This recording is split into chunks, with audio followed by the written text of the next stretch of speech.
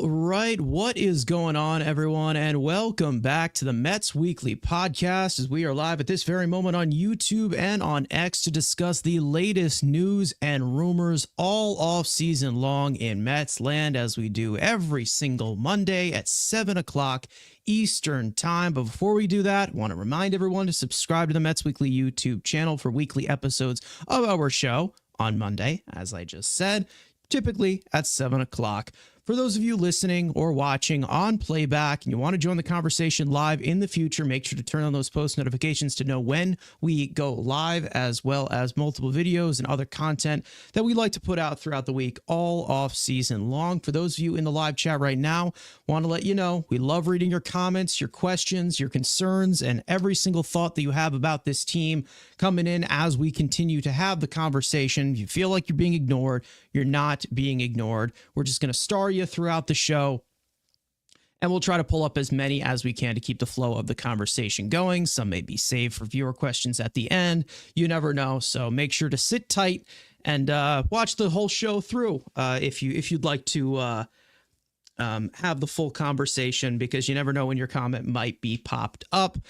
And of course, for audio listeners, make sure to follow us on all your favorite listening platforms to not miss the audio version of new episodes that go up at 9 a.m. the following day of recording. So without further ado, let's get into episode number 110. Now, we've had some news move along a little bit. We see hopefully a finish line with a certain someone that we hope to have retained. You never know. I'm joined by Frank. Frank, you weren't here last week, so welcome back, buddy. Glad to have you back here on the panel. So what's going on? How's the feel of the Mets off season? I mean, it's kind of stayed the same for the most part. We know that there's been a little bit of that dry spell, so to speak, going on. I feel like a lot of it has to do, kind of, you look at the international things that are going on right now. You know, obviously, a big pitcher kind of making his decision, and maybe that will get things going again. We talked about this earlier, like with Juan Soto. It was like once he made his move, then other things fell into place. So you're kind of hoping the same thing happens there. We continue to talk about some of our internal guys that maybe we're trying to bring back. So, you've had some things going on there. But overall, it's been pretty slow all around Major League Baseball. But, as we get closer and closer to spring training, I mean, that definitely is pretty exciting. So they got to kind of decide sooner or later. I know they've taken this approach of, trying to wait out the market, get the value that they want. But as we've also talked about, and we saw with JD Martinez last year a little bit, is you don't want to wait too long, because then you don't have quite the same effectiveness when they're actually on the field. So it's a balance. It's a waiting game. But, it could be February pretty soon. So you kind of want to see some more things get finalized. Yeah, I mean, listen, it has been kind of one of these, I think this is one of the slowest off seasons we have seen, because I know that we have like these different ways that it picks up pace, because when it comes to the overall off season, a majority of the major moves usually happen at the winter meetings. Like usually we see those guys set the market at the winter meetings.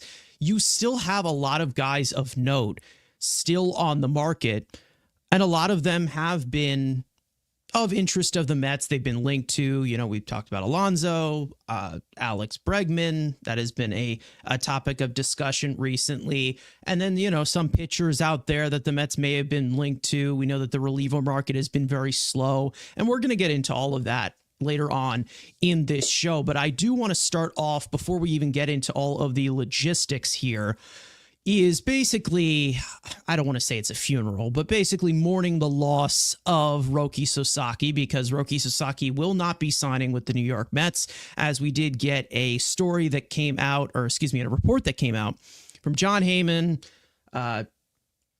and also Andy Martino. Everybody pretty much confirmed it, that the Mets were out of the sweepstakes for Roki Sasaki, and it looks like we're down to a final top three, that being the Dodgers, the Padres, and the Blue Jays, which was confirmed by Jeff Passan about, I don't know, like an hour ago.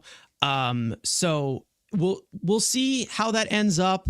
But I do think that we all knew that in some way it was a pipe dream, And we all knew that there were some factors that were being reported from all these other teams. Maybe there's a shock and he ends up going to the Blue Jays, which seems like he wasn't even in that they weren't even in the conversation at all.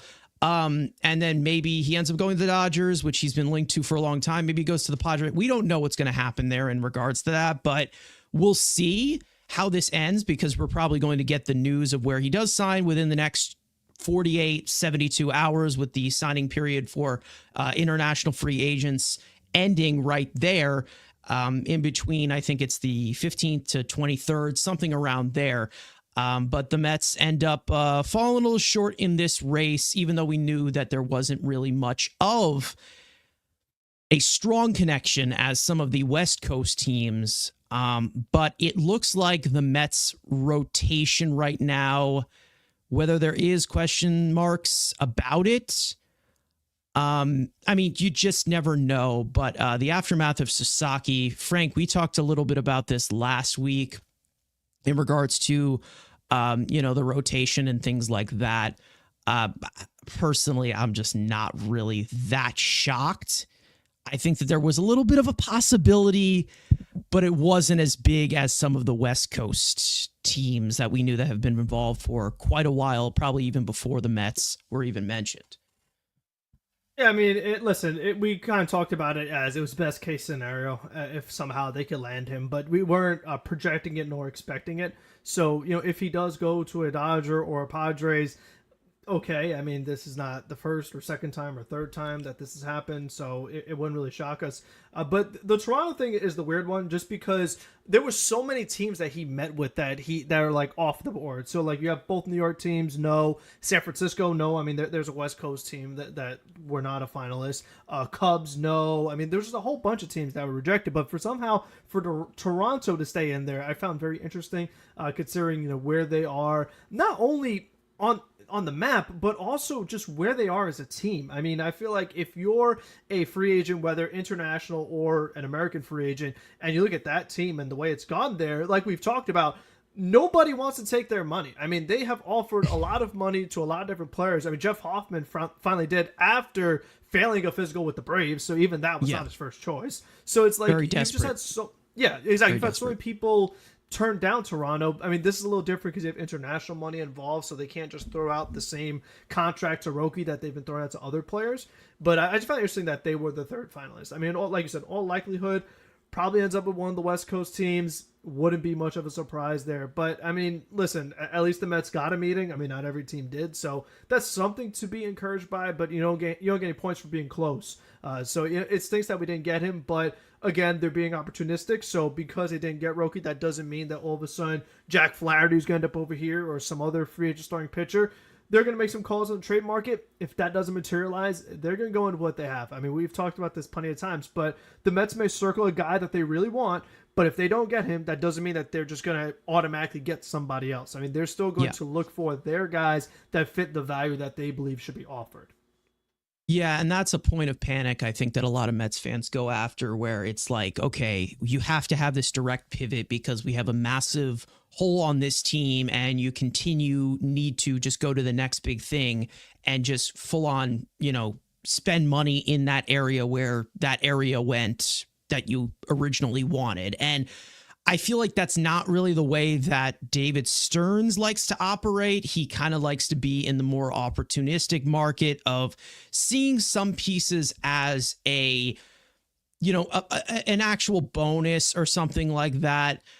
Personally, when I look at Roki Sasaki, I think that the better situation overall, even though checking some of the boxes maybe seems like the Mets, I think that it's a little bit more based on the track record, or the recent track record of some of these teams developing pitching, because the Mets recently, maybe it's getting better, but I don't think that it has been full on tested yet as to where this is actually a continuation of how things are going to continue to be. We know that they did very good work with Severino and Minaya. We saw some relievers come through and break out. Reed Garrett had a really solid campaign. We saw Danel Nunez come out of nowhere. We've seen some of these pieces come up here and do well and give us quality of some things that maybe we weren't expecting, as for when they just did not have the best track record or they were kind of on the downswing.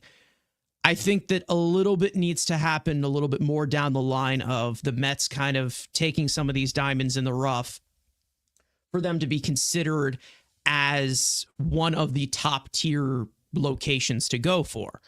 And when it comes to the overall thought of maybe this rotation isn't enough, maybe this rotation isn't good enough, personally, going into this entire season with this type of rotation that you have here, again, I will always continue to be, not opportunistic, but like I'm anticipating that it's going to be better than face value because of what they've been able to do, or what Stearns has been able to do with a lot of pitchers that seem like the no names, the no name brand, or maybe the second tier types of guys, and they're able to maximize it to another type of level. Again, on paper, it doesn't look great. I understand that. There's a possibility that it goes south. But this is the point of emphasis in pitching. This is the reason why you brought David Stearns in, to emphasize these types of things. And I agree with this starting pitching market, especially with the rapid increase of injuries with pitchers. Personally, I just, again, with the risk, or maybe it's just the history of the Mets risk, I just don't think it makes sense to go all in on all these top line guys just because you have a massive need, you have a massive this, a massive that. And you can always give me the fact that the Dodgers, they always do this. We want to be the Dodgers. We want to be the East Coast Dodgers. The Dodgers have the resources to do so. The Dodgers have the history of, talent being there and talent blossoming. They have a history of, relievers doing very well there. They have a history of trading good assets because they have a good farm system away. And I had this argument with Andrew, I think it was like 2 weeks ago, about the rotation and all of these guys out there. It's not really the fact that, we're not trading for a starter and we're not trading these pieces away. And Stearns is not looking at the trade market. He is. It's just more of the fact that, and this is a little bit of a reality check here, and I know some people might not agree, that there's not really many teams that want our prospects because we don't have many great ones. We don't have many tier one types of guys that could be franchise cornerstones for a team if they end up panning out. We have some marginal players. We have some guys with maybe some high upside that maybe could be helium prospects in the future. But right now, if I look at this Mets farm system of legitimate prospects that could possibly be major league caliber players from day one, I'm looking at Brandon Sproat. That's it. That's pretty much it. Like, maybe there is some promise there, but there is not really much of a guarantee as compared to somebody like Brandon Sproat. And we all know they're not trading him. So that's the look of the rotation I have. I get it. It makes sense. It doesn't make sense that, this rotation needs an ace. You're failing Juan Soto. I mean, all of this, to me personally, it all has to be put on display first. But I think right now, and listen, we all know that I am not one to blow smoke up the team's ass. I never will. If I see something I don't like, I'm going to point it out. But I do like the upside of the Mets rotation that they built. Maybe that sounds like a little bit of a hot take, but I do think that this is going to provide a little bit more than people believe it will. I mean, Frank, I don't know if you agree with that in that way. Is there unknown? Sure. But I'm starting to kind of connect the dots as to where, if this rotation's here until the deadline, I'm okay with that. I'm okay with that if you want to go all in there, because I do think that this type of rotation can keep you in that sort of contention. I mean, like you said, the thing is, it could go either way. I mean, there is a scenario where, okay, these guys, it does work out and they have a solid rotation, but there is another scenario where, some of these guys, it doesn't work out. And I think for me, we've talked about, like, I'm not necessarily saying, like, get an ace. Like, if we got an ace, I mean, I'd be thrilled. Yeah. Like, listen, since it's not my money, if you got Corbin Burns or you got Blake Snell or someone like that, I mean, great. I mean, that's wonderful, especially considering that the Dodgers were the ones that end up getting Blake Snell, and you're going to be competing with the Diamondbacks, and they got Corbin Burns already, having Zach Gallen and some others. So I mean, that's not ideal that those guys they're staying in the National League. But I think overall, what I am more looking at was somebody in the middle of the rotation that I know not only makes 30 starts, but gives me 30 quality starts year in, year out. In my opinion, looking at the current Mets rotation, they don't have that. The New York Mets do not have a guy in this rotation who for nearly 2 straight seasons has been healthy and really good. None of these guys fit that mold. So, I mean, that's the one thing that concerns me, is that I feel like for pretty much for any of these guys, it could go either way. And I understand, like, if you have some of those, like if you have a Clay Holmes and a Manaea, but if it's like we're talking about now also a Montas and also a Senga coming off an injury and not pitching too well when he was on the field, besides the one start against Atlanta, like, that's concerning when you have that many of these question marks. I feel like if there's just one guy who's a little more stable, right in the middle, whether he's a 2 or even a 3, I would feel a little better of like, okay, well, at least we can count on this guy. But other than that, I'm like, okay, maybe Senga's really good, or maybe Manaea does it again, but this is just the second half, new pitching slot. I mean, we've talked about it countless times. And it's like, oh, well, maybe Sproat gets called up and he's phenomenal. But it's like, that's so many ifs. I just feel like there are not many, if any, guarantees in that rotation. And that's kind of where my concern is, and where I lean more to the side of, like, there's a better chance that it probably is not a great rotation. Maybe it's okay. I don't think it's great. And I think that also the thing that bothers me personally is the expectation. I mean, that's kind of what it comes down to, is that when you're coming off of an NLCS appearance against the Dodgers and you add Juan Soto, there's pretty high expectations. Like, you are expected to go very deep into the playoffs.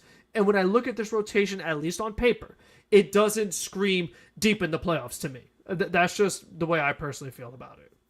Yeah, and again, that's the thing. This is the thing about me, is when I look at how these types of things are built, I'm not one to really latch onto the thought of this is the off season to win. Right? We know that this is going to be a 162 game season. Things are going to happen. And is there going to be some thought of maybe there's a way where you need a lot of arms? And to that concern, where you're talking about is like, oh, we don't have this guy where he can't give us 30 starts, give us 30 quality starts, a good campaign. I think we had probably the most healthy starting rotation the Mets have had last season when it came to Manaea and Quintana and Severino, because all of them were healthy throughout the entire year. We don't know if that's going to be a guarantee. Obviously, we haven't seen that full-on consistency from not just the Mets franchise, but the Mets pitching staff. I mean, even when they had those young players, I mean, let's not forget. Well, I mean, it was a shitstorm. I mean, those guys, it was like a one healthy run through the rotation of DeGrom, Syndergaard, Wheeler. Yeah, like 5 days. Yeah, that's it. Five straight days where they pitched. Yeah, that's it. I mean, there was never a season though where you had all those guys do it. But even this past season, I mean, you didn't have your ace and Senga pretty much the entire year. So, like, even though you're saying, oh, this team was healthy last year, it wasn't, because you didn't have Senga. And, as much as people criticize it, I think what I'm trying to say here, too. I think what I'm trying to say here, let me just say, is they got the innings. They got the innings that we were kind of concerned of getting. Yeah.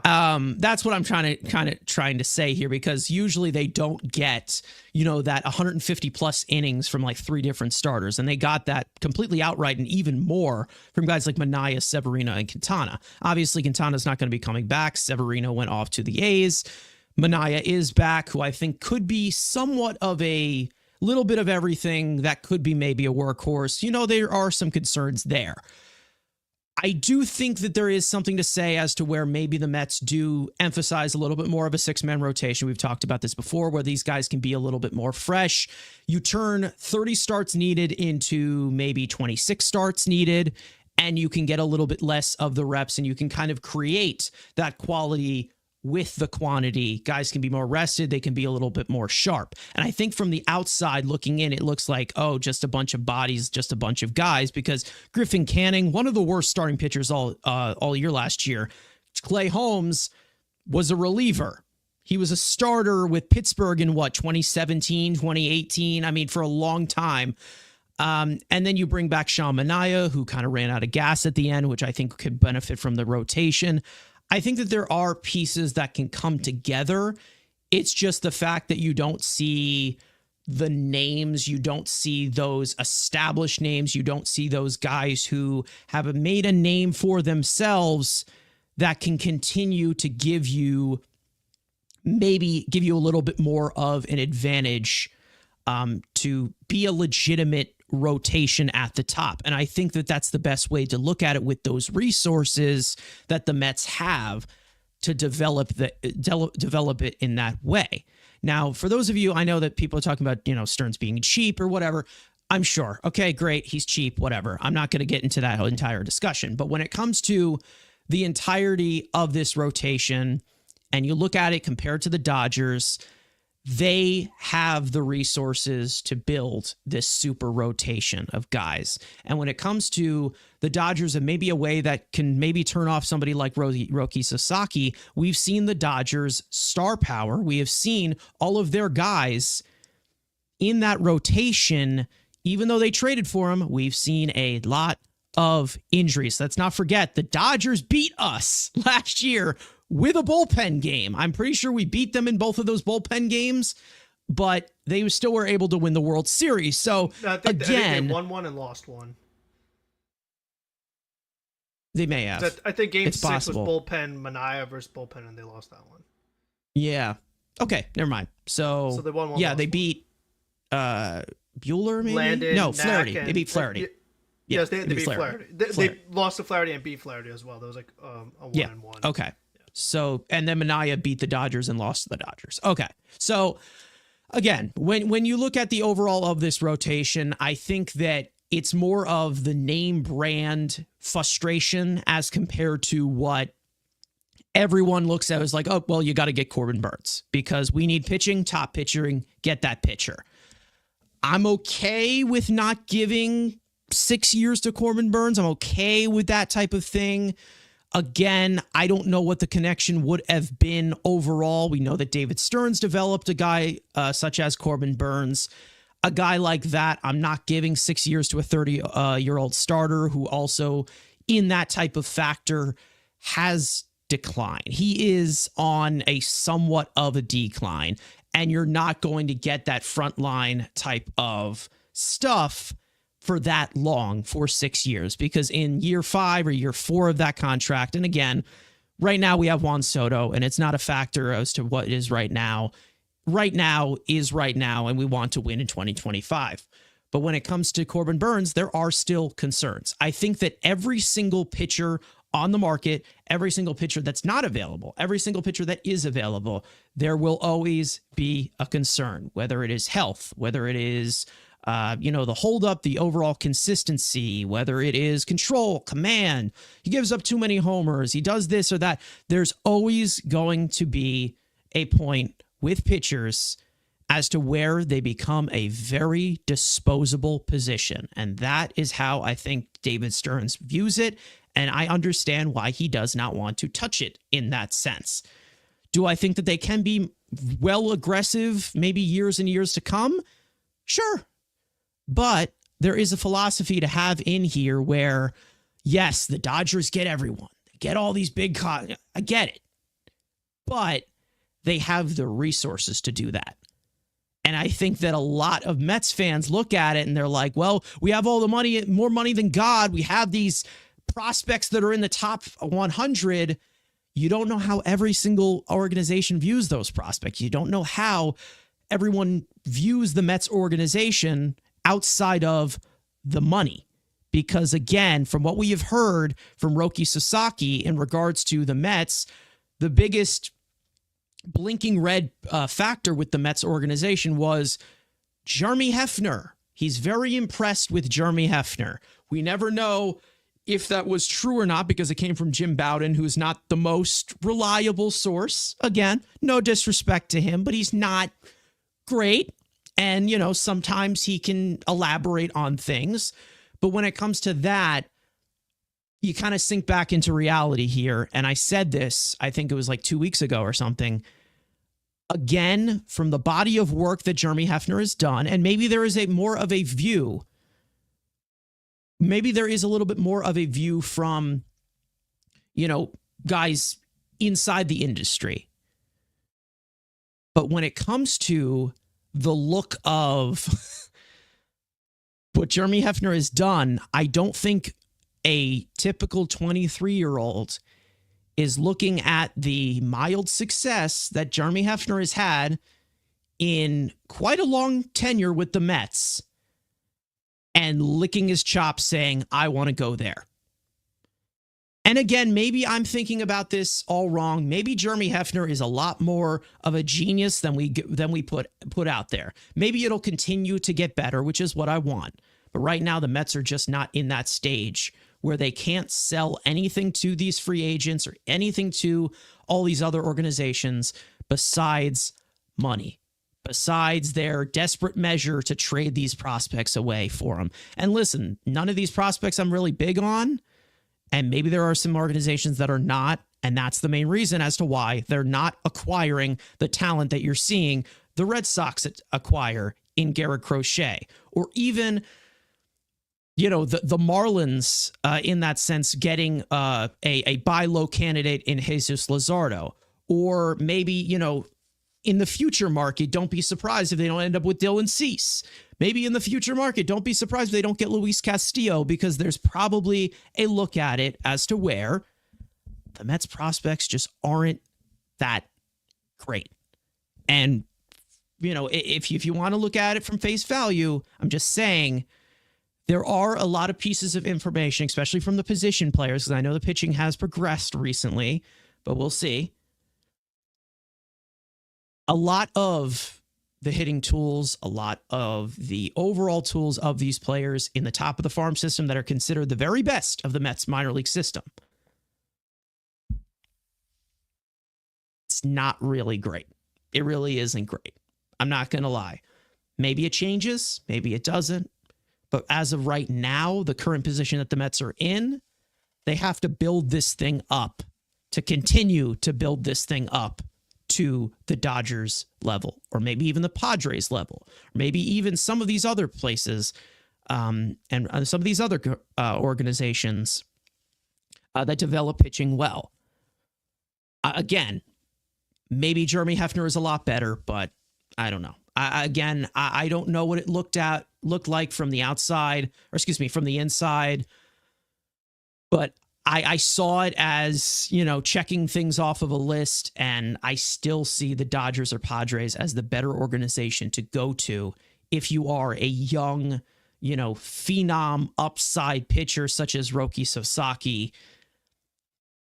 It was possible, but not as possible as I think people saw it from how this organization has been viewed.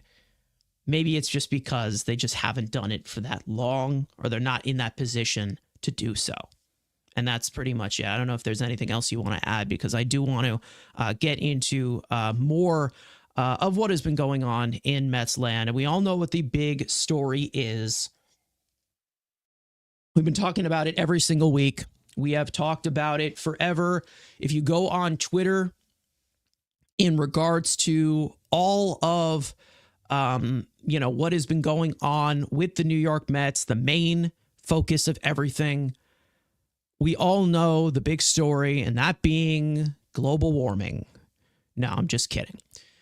Pete Alonso, of course, his free agency has continued to be a saga that has continued to be a saga into another saga.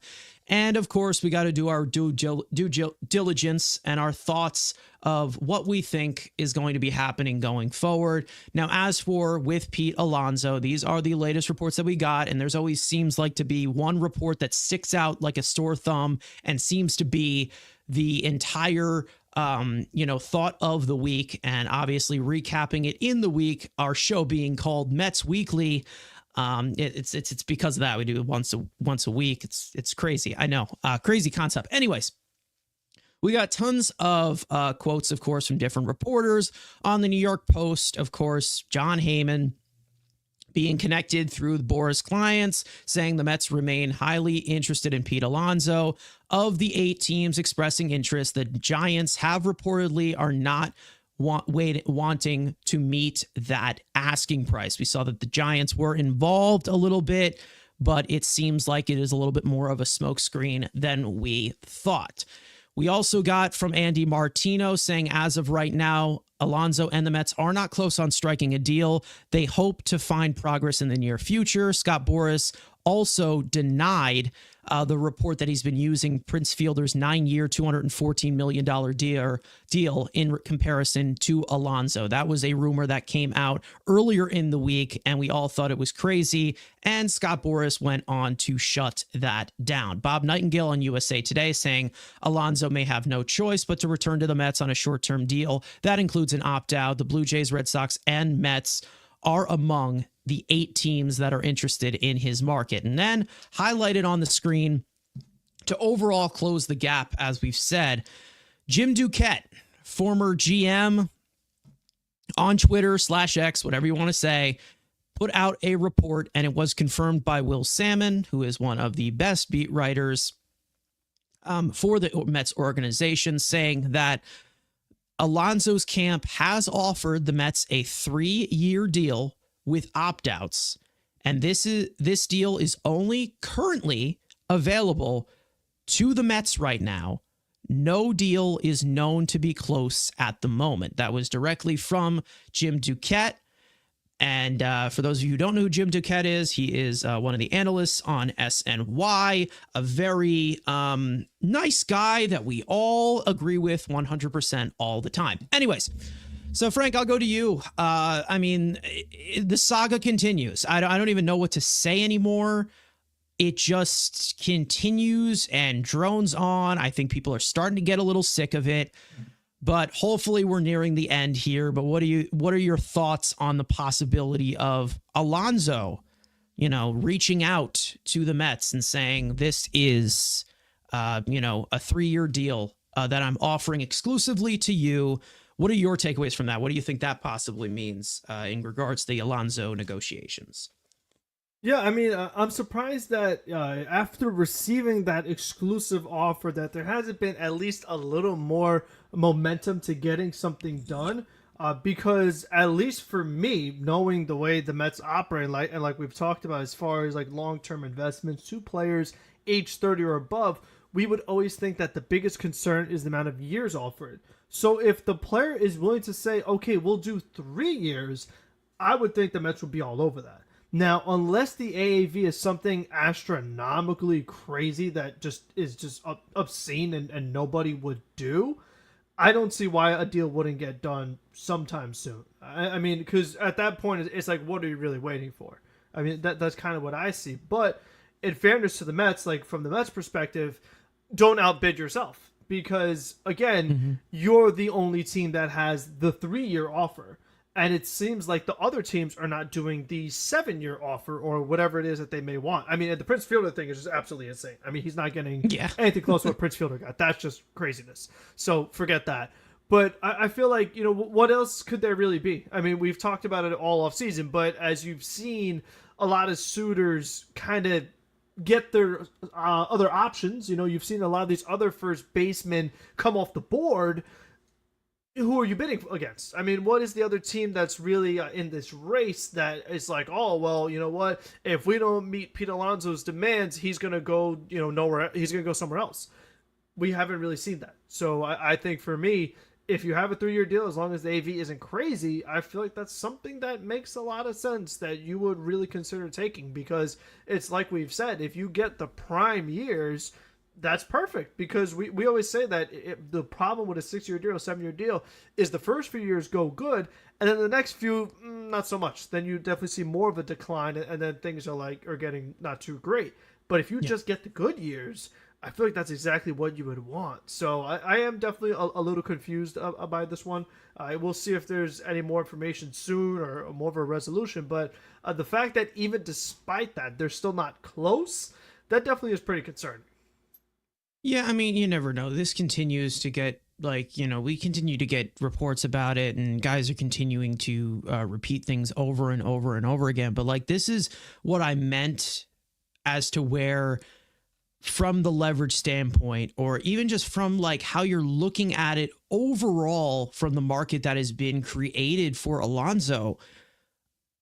Again, I said this before, Alonso's coming back to the Mets, whether you like it or not. Like, whether he likes it or not, he's going to end up coming back to the Mets because, again, of how he's been viewed on this free agent market. And it seems like he has been viewed on this free agent market as kind of the identity we have kind of put on him of the player he has been for the last 2 years.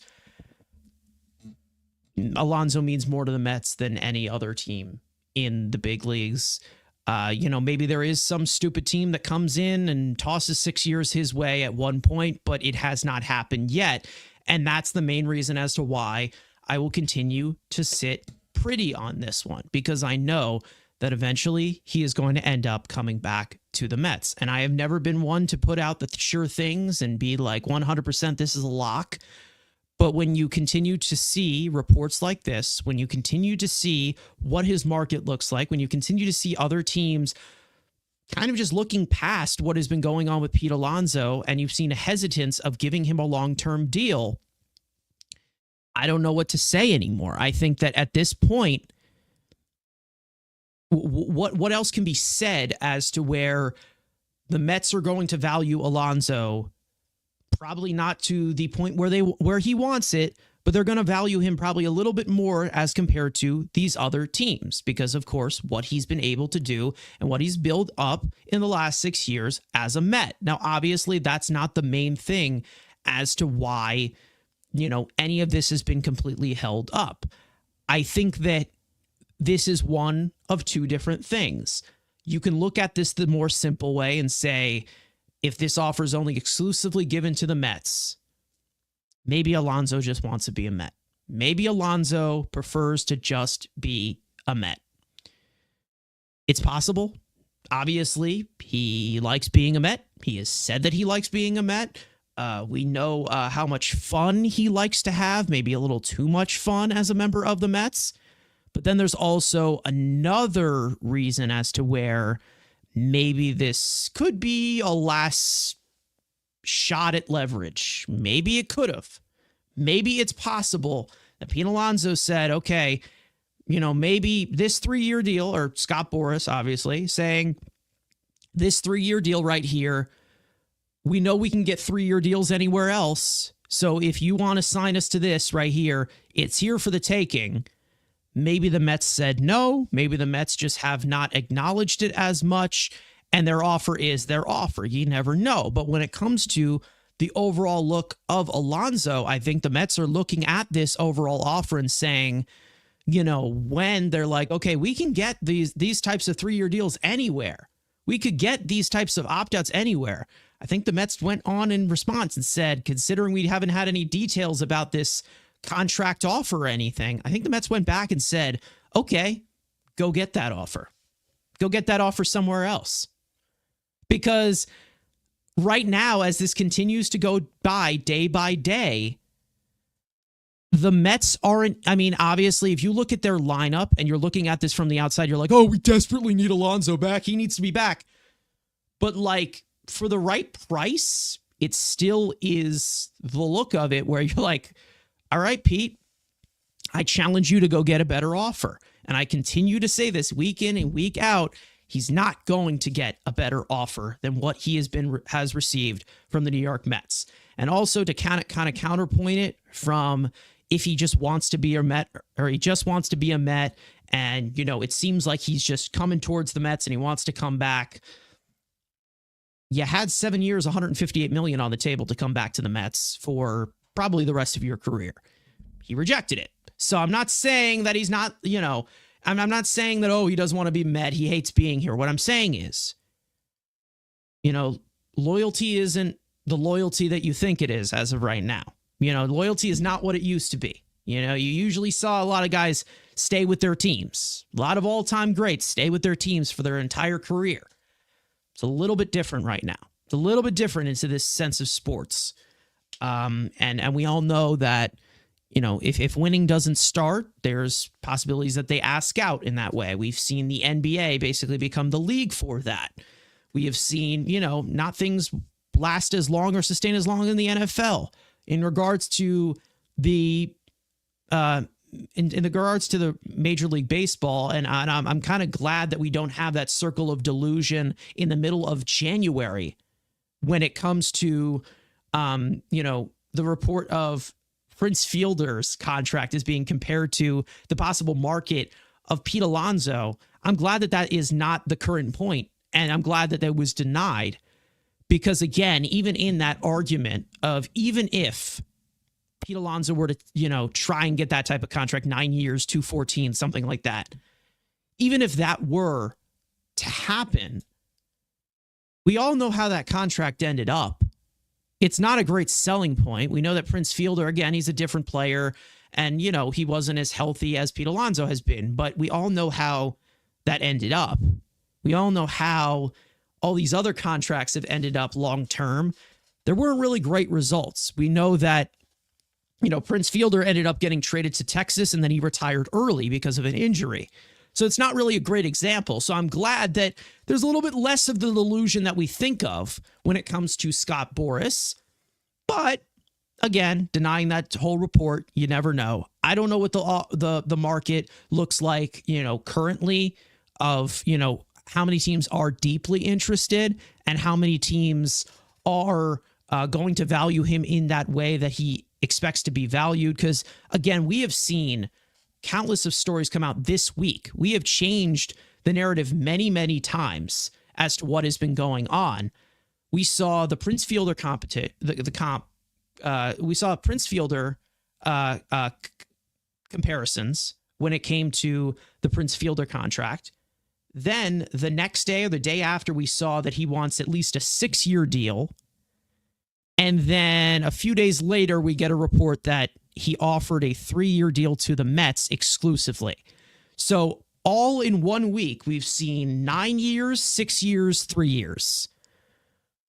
I hope that there's a resolution soon, but boy, it's getting tiring. Let's just say that.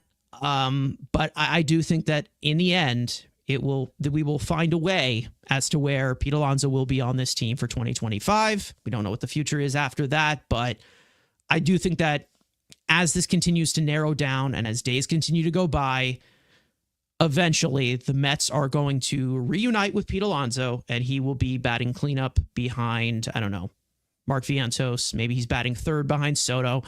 You never know, because we know that the Mets would like to bring him back. But again, there has to be a price in terms of his position and in terms of the condition of, the situation that he is in as a player and the overall value that he gives you. And we've talked about this many, many times before. He's not Freeman. He's not Olsen. He's not going to get what Vladimir Guerrero Jr. is set up to get.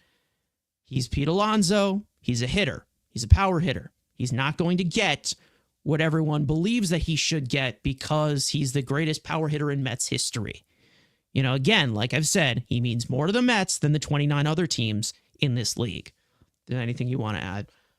No, I mean, it's just kind of this, like you said, we just want to see a resolution sometime soon. And, but it's not one of those things where it really affects the rest of the market. I feel like the other guy, I mean, we've talked about him a lot too, but Bregman, he's also really stuck. I mean, it just seems like there is nothing happening on that front. It's gotten to the point where you kind of forget that he's even a free agent. I mean, that is, to me, that's how slow it feels like the reports are when it comes to Bregman. Not saying that the Mets should go after him, but I'm just saying that, like, there are a few guys, and even Santander to a lesser extent. I mean, we've seen some American League teams are interested in, like, the Blue Jays, the Tigers, things like that, but still, we haven't really heard a definitive number, like, on the years that maybe Santander wants. So I feel like just in general, a lot of the hitting market is not moving much at all. Yeah, I mean, again, the overall of position players, it's definitely been a little bit slow. We have seen Soto sign, we have seen Teoscar Hernandez sign. Anybody else of note that I'm missing? I don't think so. Like that's it. Like that's pretty much There's that first it. baseman flurry, like when Goldschmidt, all those guys Yeah. went, and then I mean you had the Yeah. Kyle Okay. Tucker Christian trade, Walker went. like Yeah. you count that, but on that Yeah. it hasn't been too much. Yeah. There hasn't really been anything completely crazy. But anyways, let's go hop into the chat here because I feel like we're kind of ignoring them a little bit. I apologize. A lot going on, of course. But Brad coming in here saying, when do we get the Alonso bomb again? Like, who knows? Like we didn't know when he was going to hit the big home run. We didn't know when that Alonso bomb was going to come throughout the entire 2024 season, and it came into the exact moment that we needed it in Milwaukee. So again, I think it'll continue to be unpredictable. I'm hoping that this does get solved because I do want to move on to other things going on in the offseason, obviously. But again, as we continue to get these reports, we're going to keep talking about it. And I think a lot of people are tired, and I apologize. But again, there's due diligence here that we got to talk about everything that goes on in Mets land.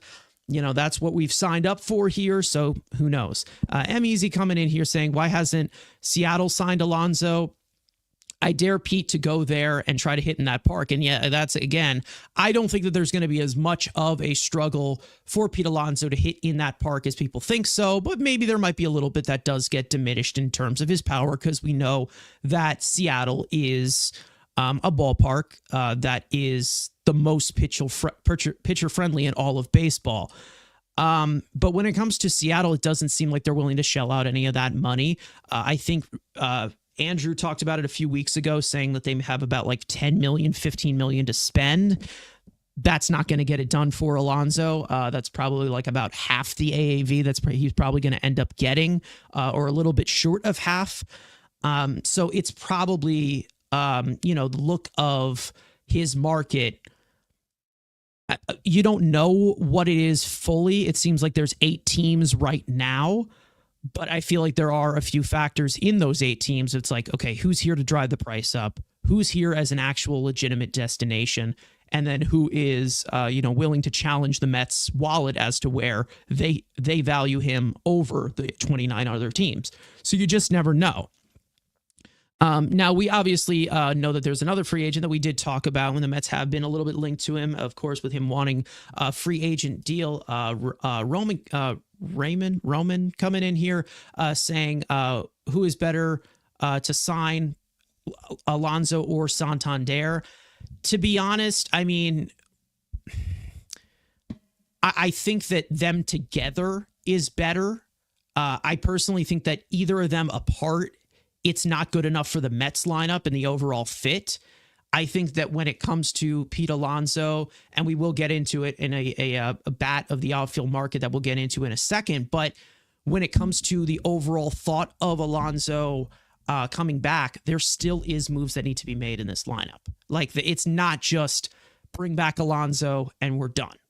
There still is another piece in there they got to mix in because we know that the DH situation, even though we know Mark Vientos could be the DH, which we don't want, and I don't think a 25-year-old DH is necessary. We know that JD Martinez, who was our DH, and then Jesse Winker, both of them are free agents. So they're going to have to get a bat some way or another. I hope it's Alonso and Santander. That would be a dream for me. That would be a dream for Frank. That would be a dream for Andrew, who's not here. It'd be a dream for everyone because you have tons of 30 to 40 home run threats at the top of that lineup that also can give you some competitive ABs as well. So when it comes to Alonso and Santander, I think you can't. Neither of the signings look great without the other, if that makes sense. In terms of the Mets situation, I don't know if they're going to end up getting Santander. Probably won't end up happening. It seems like he's open to a short-term deal. We've seen the Mets attached to him for a little bit, but nothing of great substance. It seems like the Blue Jays or some other team has been attached to him. Yeah, I think it was a little Angels bit more and than the Tigers. Mets. I think were the three. Angels, Tigers, also some teams in there that have also been attached to Alex Bregman as well. So there's a market of how it can move, because I think that they're probably viewed as a little bit more of hitters, since they're a little bit more in the whether it is the downside of 20 or the upside of 30. That's kind of how it's kind of being looked at as to how these guys can age well if they get these long or short term deals. But I mean, we talked about Santander plenty. Frank, I know that you would love to have Santander, including Alonso, to deepen this lineup a little bit, protecting Soto and then protecting Alonso and then protecting maybe Vientos or something. I mean, this would make the lineup great, and we've talked about it before as an add-on bat. Maybe it's a little bit of a pipe dream, but I think that there is a need for another bat to be put in after, if they were to re-sign Alonso and bring him back. There's still work that has to be done with the lineup.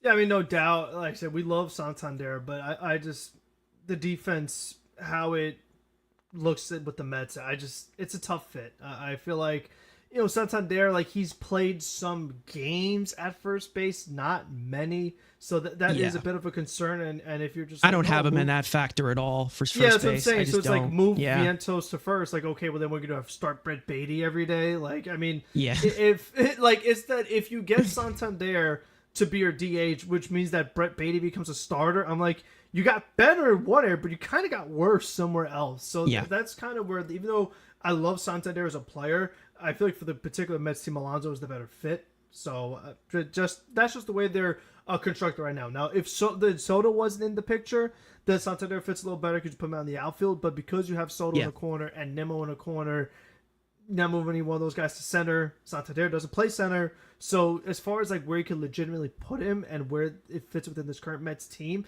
it is kind of tough to see that like perfect fit. Yeah. Despite it's DH. Pretty much. It is pretty much DH. And I don't know if he wants to be at that current age being a DH. Maybe he's marketing himself as an outfielder. But I mean, I would be willing to give him a Kyle Schwarber contract if he wanted it, and being our DH and maybe somebody who could be a guy in the outfield in the pinch. But I do think that more realistically, if they were to get two more bats, one of them being Alonso, I think the next guy that they bring in will probably be Jesse Winker, if I'm being so honest. But there are other overall options that I do want to get into in a second. But as for some other comments in here, Jose saying if Alonso wanted to be a Met, he would sign for 3 years with no opt-out with a no trade clause. Again, I think that the look of loyalty is a lot different, going into the overall of the market now as compared to what it was.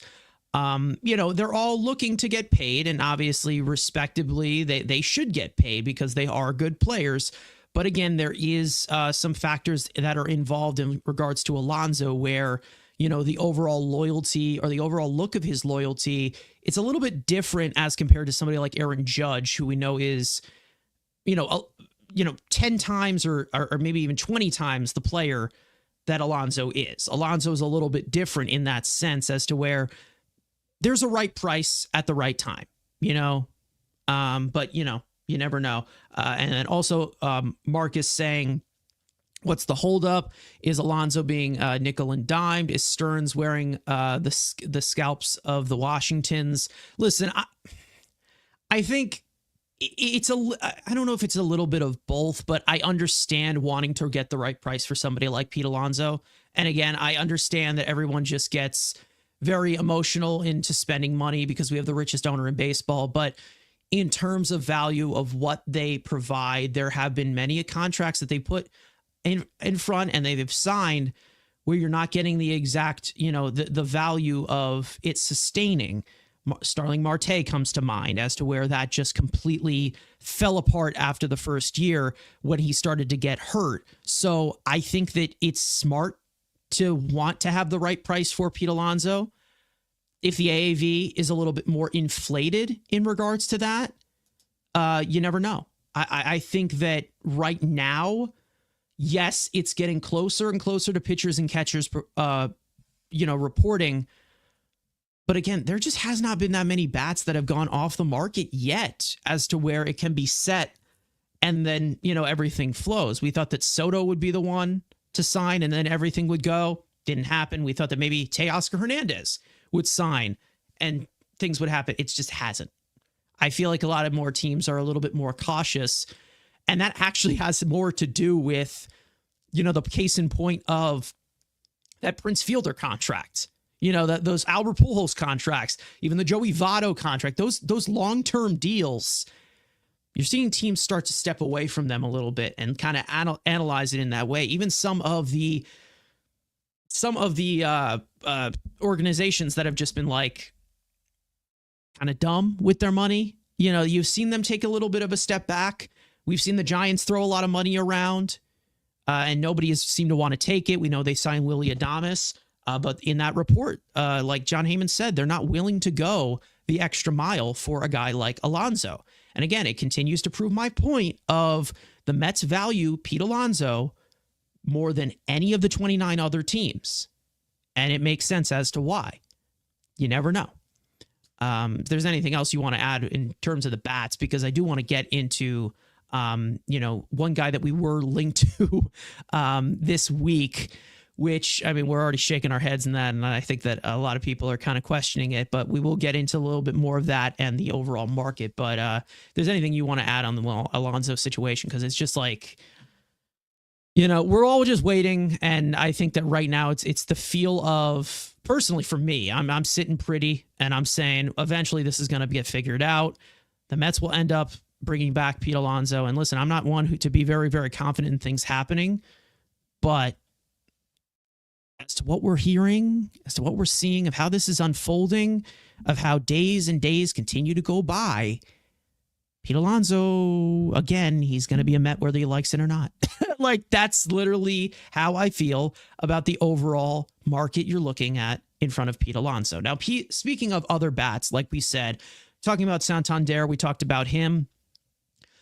We talked about some other pieces as well that might be on the market. We know that Jesse Winker has been talked about as a possible guy to retain. I want to talk about someone who we were connected to early on in this week, and that being Alex Verdugo. Now, we did get a report from a certain insider. I'm not sure what his name is. I think I have it on the graphic here, but I think that he is more of a Red Sox reporter or something like that, where he talked about kind of how the Pirates were a little bit aggressive when it came to a guy like Alex Verdugo on the free agent market. Right? Chris Castillo? Castillo. Yeah, Castillo. Chris Castillo. He's with the Red Sox, yes. He's actually very good, but yeah, he's with Boston. Yeah, he's very good at what he does, because I do see him report a lot of Red Sox news, but I just couldn't put a face to the name. But anyways, when it comes to Alex Verdugo, it seemed like the Pirates and they had like some kind of a pursuit of him, but we also saw the Blue Jays and the Mets be attached to him. So when we hear a report like that, we obviously have to do our due diligence, whether it is a fit or not, whether it is a smokescreen or not. Do have to open up the conversation, because we're always willing to yap about anything impossible. So in terms of the profile for Alex Verdugo, we know that he was on the Yankees last year. It did not go well. And let's just say, looking at it as a whole, he's 29 years old, 6 foot, 209, of course, left-handed bat, an outfielder. We know that the Mets, and we've had reports that the Mets are still looking in the outfield market for, a possible bat that you can add of a outfield DH type of piece. Maybe it makes Marte a little bit expendable. Maybe it moves Marte officially to DH. We don't know how they're going to look at that overall position. When it comes to Alex Verdugo, last year, he was fully healthy. He's had a few injuries in the past. Last year, it was not a great year for him. Even though he does not strike out that much, we still don't see a great piece of quality of contact. Let's just say that. Slash line 233, 291, 356, 13 homers, 61 runs batted in, a total of 42 extra base hits, does not walk a lot, never really has walked as much. It was definitely a down year for him. The overall percentiles pretty much being put in the lower 50% of the league. Average exit velocity, hard hit rate, xwOBA, which is overall quality of contact, in the 31st percentile at 302. But again, a disciplined hitter, which there's a main reason as to why, maybe you are looking at him for him to give you competitive ABs. Does not chase that much. Puts the ball in play, does not strike out that much, has a good two strike approach. Overall platoons, it was not great against right-handed pitching. He was better, not that great either, still below average against left-handed pitching, a 592 OPS. But of course, before he came over to the Yankees, he slashed 281, 337, 428 in over 2,500 plate appearances split across the Dodgers and the Red Sox, obviously being one of the coveted pieces that went back to the Red Sox in the infamous Mookie Betts trade that turned out to be a disaster for Boston all the way around. But overall, looking at Alex Verdugo as a possibility on the market. Again, I think this is more of just the wide search of what the Mets are looking at because of the outfield DH type of thing. Frank, I'll go to you in regards to Alex Verdugo.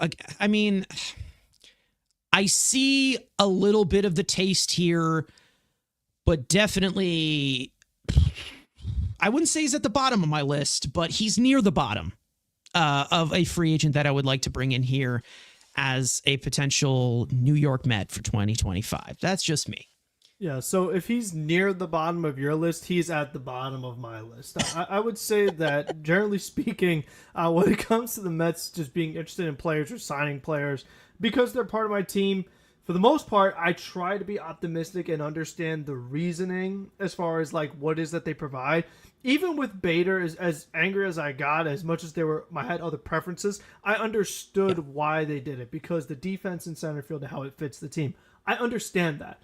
With Verdugo, I don't understand this at all. And for me, okay. I truly hope that this is Verdugo's agent trying to drive up the price by attaching the Mets to it, because it's interesting that the other team that was attached besides Pittsburgh is Toronto, who we've also talked about is just throwing money like crazy and just hoping that somebody takes it. And again, it comes more down to the fit. Now, Alex Verdugo played left field all of last year, and the Mets have Brandon Nimmo in left field. Alex Verdugo, while he's a better defensive player than Brandon Nimmo, he was awful offensively this past year. A little better in the second half, but he was so bad in the first half that even with a better second half, when you show me a WRC plus of 83, even the guy that I criticized, Harrison Bader, wasn't even that bad. I mean, and this is left field we're talking about. So if you have a left fielder who is that poor offensively, does not provide you any speed, is not giving you power, like, I think it just might be one of the worst fits I've ever seen, to be honest. I mean, that's just how strongly I feel about it. I have work ethic concerns about Alex Verdugo, body language concerns about Alex Verdugo, just from the games I've seen. I mean, I just haven't seen a guy that, to me, I don't think he really fits in with the Mets. I mean, this is another great point. I mean, a double play king. If there's one thing I cannot stand, it is a dang double play. I mean, especially when we talked about the concerns that we've had with runners in scoring position, maybe guys striking out too much, chasing, but a double play is even worse. And while that might be the one thing Verdugo does not do badly offensively, like he has a good eye, doesn't whiff, doesn't strike out too much. If you're just not getting on base and just not doing productive things, like you said, he's giving competitive AB, but if he's not getting on base, then what's the point of it? It's just like you're just wasting pitches at that point. So for me, he doesn't have a fit in left field because of Brandon Nimmo, and he does not have a fit at DH because he's not a great offensive player, and he's not going to be a defensive replacement left fielder either. So I'm just not seeing the reasoning, the fit, the logic. I just don't see it at all, in my opinion, and that's just me. I mean, listen, he's just not. Again, I try to be understanding and like optimistic about a lot of guys, but there are a few players that I'm just like under no circumstances. And he's actually one of them. I just think that he just does not fit this team at all. He's left-handed, but if you're not good, it doesn't really make a difference. So that's just how I feel. Yeah, I'm tired of the half-assing of left-handed bats, because it seems like that has been of course, a kind of a lower the bar type of thing in regards to the Mets looking at left-handed bats, and especially with pitchers of how they pitch. I've talked about this before. Yeah, listen, I'm really giving it the benefit of the doubt as to where it's just the Mets poking around the outfield market and seeing what these guys want for the certain price. When it comes to Verdugo and the overall attitude and the overall work ethic, I think that is a massive problem personally, and I don't think that's going to get better if you were to go from one New York team to another. And Marcus brings a good point here, saying, I think Verdugo would be better off not playing in New York. And of course, Boston is a big crowd as well. LA is a big crowd. But again, it's definitely not the great situation here, when you're coming off of that struggling year. And you also could put this a little bit more simpler. We know that Verdugo was considered a highly regarded prospect at one point, and he was one of the pieces that was moved in the Mookie Betts trade. So there was some high regard of him at one point as a left-handed bat. We've seen him kill ants at a ridiculous rate. We have seen him struggle to make quality of contact. We have seen him not be able to hit for the power that seemed to be in that bat when he was a prospect. And the one thing that I say just simply, okay, if you're a left-handed hitter that struggled to hit for power at Yankee Stadium, that is a red flag in within itself. Whether you're talking about it as a full substantial argument, if you had the worst power year of your career, which I believe maybe second worst as compared to, the worst. He's had 13 home runs like 3 separate times. I mean, or 12. I mean, 11. He's been like 12, 13, 11, 13, 13. So he's always been around the same. Like, there's been no improvements power-wise. Even his 20s, if you're looking at nothing. It overall slugging percentage, I mean, you can exclude the rookie year because he did not play that much, but this last year was the lowest in slugging for him his entire career. So when it comes to these types of bats, I mean, I'm hoping that this is not the situation of Alex Verdugo. Is it a possibility? And I don't think it is a possibility. Again, I think it's just the Mets looking at the entire outfield market, because we saw that Verdugo was attached to them last offseason before he was traded to the Yankees, which, by another way, he wasn't, it was still Stearns, of course. Maybe he is continuing to be attached to him. But when it comes to Verdugo, is it a possibility that the foot injury from Brandon Nimmo might have to require DH reps a little bit more than we expected? Is it possible? Because when you're looking at left field for Alex Verdugo, again, he is a great defender, almost elite, a great defender there. I know he's had a few lights and some lack of his arm is for great. better words. His fielding is pretty good. I mean, his fielding is pretty good. We know he has a great arm. He does have tools. He does. To a certain extent, not something that is a really big, selling point for him. Again, no. Again, just no. Like, not really what I would preference. Again, there's other guys out there that probably could hit in a pinch, and I feel like that's kind of what you're looking at from the thought of Alex Verdugo, and he really did not hit last year. Again, with that type of protection in the lineup of the Yankees that, have a lot of guys that you can't make a mistake to, very power driven, to have his worst power numbers. And again, he's never been a big power hitter in the major leagues, but it seems like the only opening of position, or only opening right now, seems to be DH fully. Especially if you're putting a placeholder on Pete Alonso possibly coming back.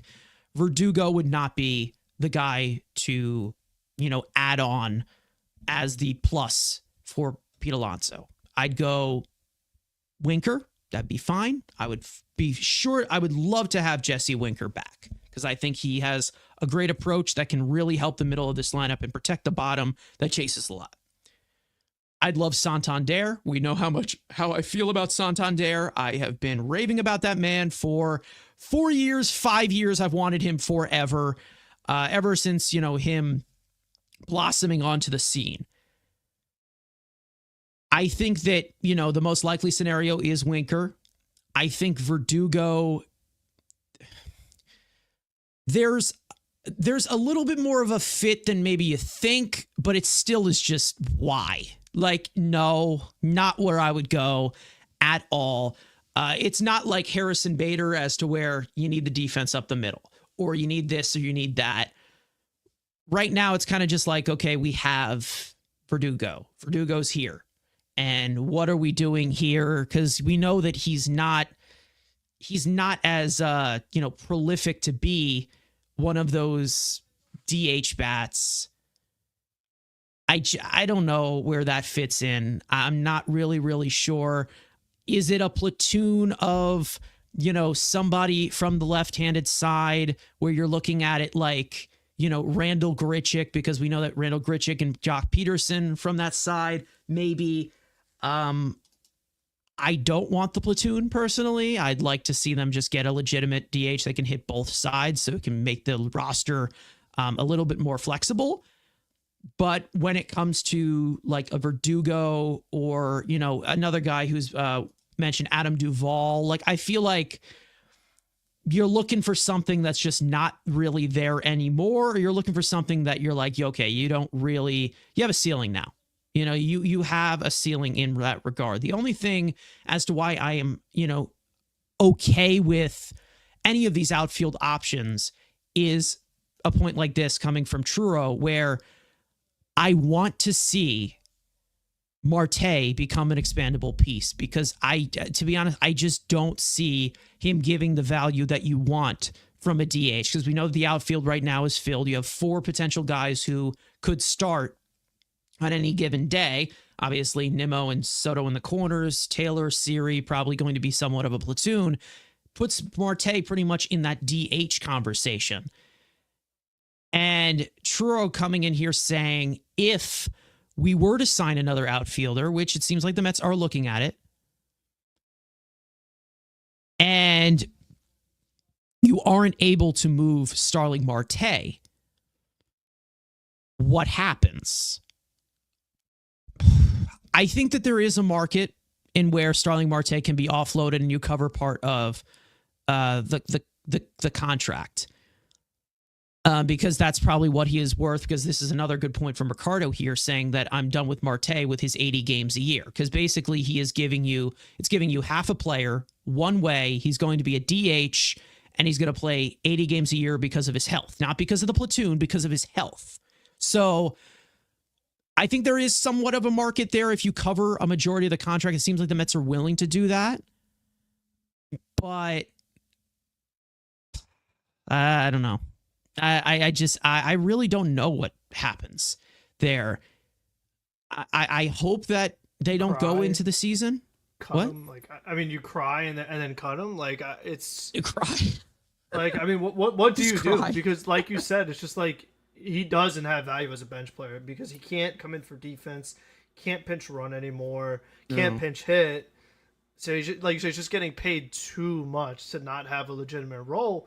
And when you get Soto and all these other guys, there is no role. So there really isn't. There really is not. No. And if Marte maybe was like 32 or 31, maybe I'd probably consider a little bit more DH. He doesn't have much trade value, I don't think. I mean, who would take probably not someone at that age with just so many things going against him, whether it's health or just overall production, just so many things going the other way. It's a hard sell if you're trying to move him for something of any value.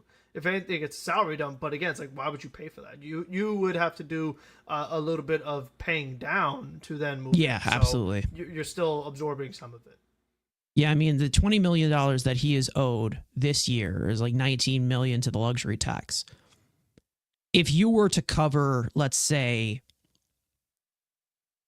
12 million of that, you're probably only going to get a few takers either way. Like, I feel like you're definitely in a diminished part because he's 36 years old. Again, I don't see him in a winning formula per se as to where he can sustain these things throughout. And I know people will cite his batting average in the playoffs and his batting average to start off the year. Again, it's just like going forward, it's just not a great place. It just isn't a great place. Now, in terms of other outfielders out here, I'm easy saying I'm seeing a lot of Met YouTube content creators shitting on Santander, and I don't understand why. On base percentage. That's pretty much it. That's literally the only reason as to why people do not like Santander. And I think that it's completely overblown in that way because of how his talents can be protected in this lineup. And I think that, yes, he's not going to hit 44 home runs in this lineup. Maybe he does because he gets these types of, pitches in that protection. But I don't know. I really don't think, when you look at it from another stage, I think that it's a really, really good fit into the middle of your lineup. Now, if Santander were to replace what you got from Pete, I don't think that's enough. I think that it needs to be Alonso and Santander if you bring Santander in. I don't think that's going to happen. But, we will see in regards to that. But let's see another comment that we had in here.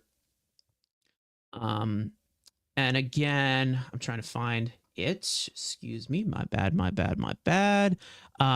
Just some of the opinions that we had in the chat here. Ramon saying, oof, Verdugo. Jose saying, please, no, Verdugo, no. The Mets cannot become the Yankees dumpster. I know we've been attached to a lot of Yankees. MEZ saying, I prefer to sign Profar than Verdugo. Definitely, we talked about Profar last episode, or the episode before, about him as a possible fit here, of being one of those extra bats, or, somebody who can be an extra defender in the corners. Possibly a game for war, putting the poop emoji next to Verdugo. So I'm going to guess that he does not want Verdugo. And Ricardo saying he does not want any part of Verdugo. So I think we're all in agreement that Alex Verdugo, it's not even just the anything for a fit. It's just like, I really don't see it as something that will help this lineup. I don't see it as something worthy of using a roster spot on. Like that I feel like it doesn't elevate you in any way. Maybe he does help out in spurts, but you just never know. And then in regards to Marte, Ricardo saying, plus he has no power anymore. Marte didn't have any home runs once he returned. We talk about this constantly. Frank continues to point it out, and we 100% agree in that. It's just like DH has to have somewhat of a power, like a 20 home run threat at the minimum. You got to get from the DH position, which you probably could get from Winker, maybe on a good day in a full season. But it's like, how much are we going to reduce the role for $20 million for Starling Marte until we say enough is enough?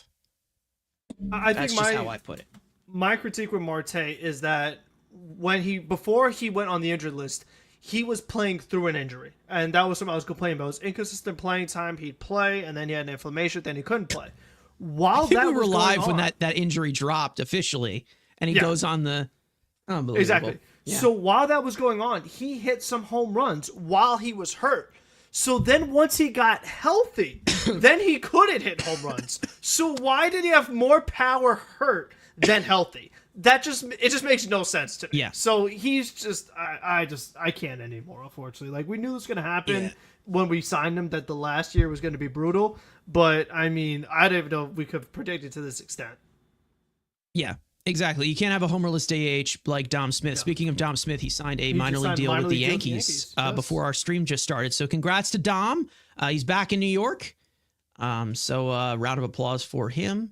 Maybe he can poke some over that right field wall if he makes the team. You never know. Maybe. As for some other bats, Luis Arraez, we know that has been a topic of discussion in regards to a lot of Mets fans on Twitter. We have seen of a lot of the discourse regarding that. I don't see from the eyes of David Stearns bringing in a piece that has a lack of tools that is just contact. Like, I don't see that happening, of him trading assets away for a guy in Luis Arraez, whether you think he's good or not, or whether you think he's a good hitter or not. I don't see that happening. Also, the fact that he has just one more year of control left. Like, I just don't see that as a possibility. We saw that, Andy Martino, he likes to sprinkle things in and out, that the Mets are a little bit more open to trading for him more than the Yankees, but they haven't had any more conversations. That's just Andy Martino in a nutshell. But when it comes to Arraez, the only way I would possibly bring him in is if we all know who needs to go in that sense. But I think that right now, in the surplus of infielders the Mets have on the depth chart, I don't see any real need for any real major changes other than retaining Alonso. He can play first, but your P. Alonso replacement should not be a guy who doesn't have power. Like a non-powering first baseman is just a weird fit. Yeah, it's just like, Luis Guillorme played first base. That doesn't mean he should. I mean, it's a power position, we know, and diminishing that power, it limits the offense. It does. Whether you like the guys who swing for the fences or not, the way that Luis Arraez plays, maybe it is a fit for some teams. Maybe it is. I'm not saying that Luis Arraez isn't a good hitter, because he is a good hitter. Do I think he's an elite hitter? No, because of, the overall limited way that he plays the game.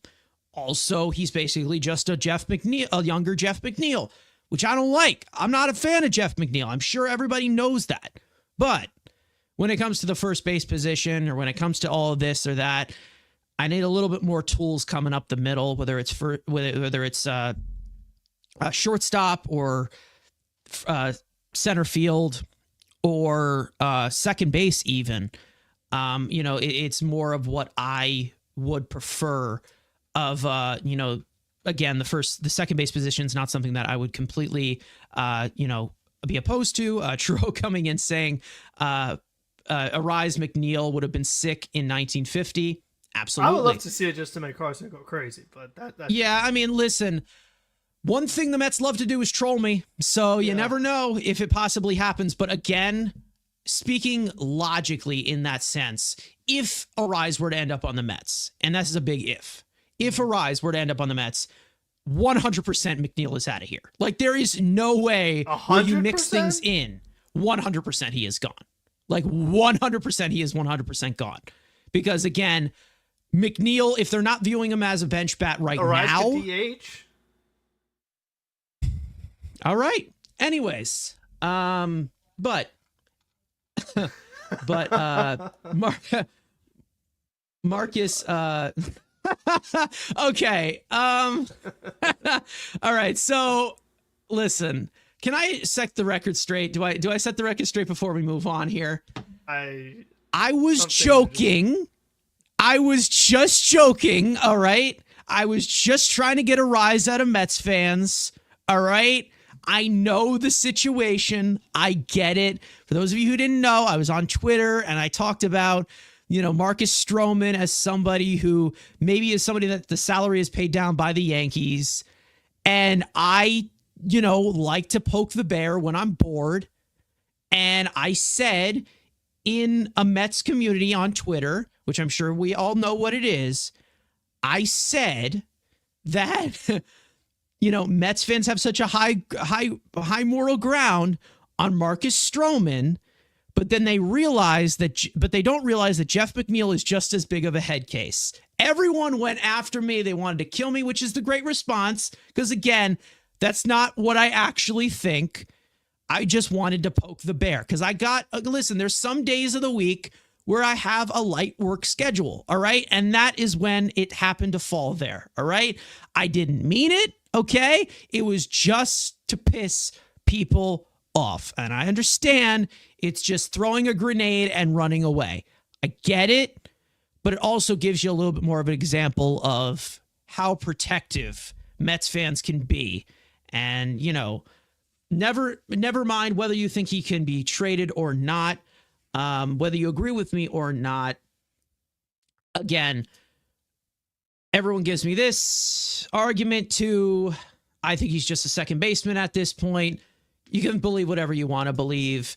He's never going to go ever. So he's never going to leave. He will be here until, I will die and then he will leave. He will be here forever, Jeff McNeil. And I will 100% want to trade him forever. I want him gone. I'm not a big fan of Jeff McNeil. Haven't been since the middle of 2021 when he had that whole altercation with Francisco Lindor. Haven't been a fan of him. And I will continue to push it. But I have 100%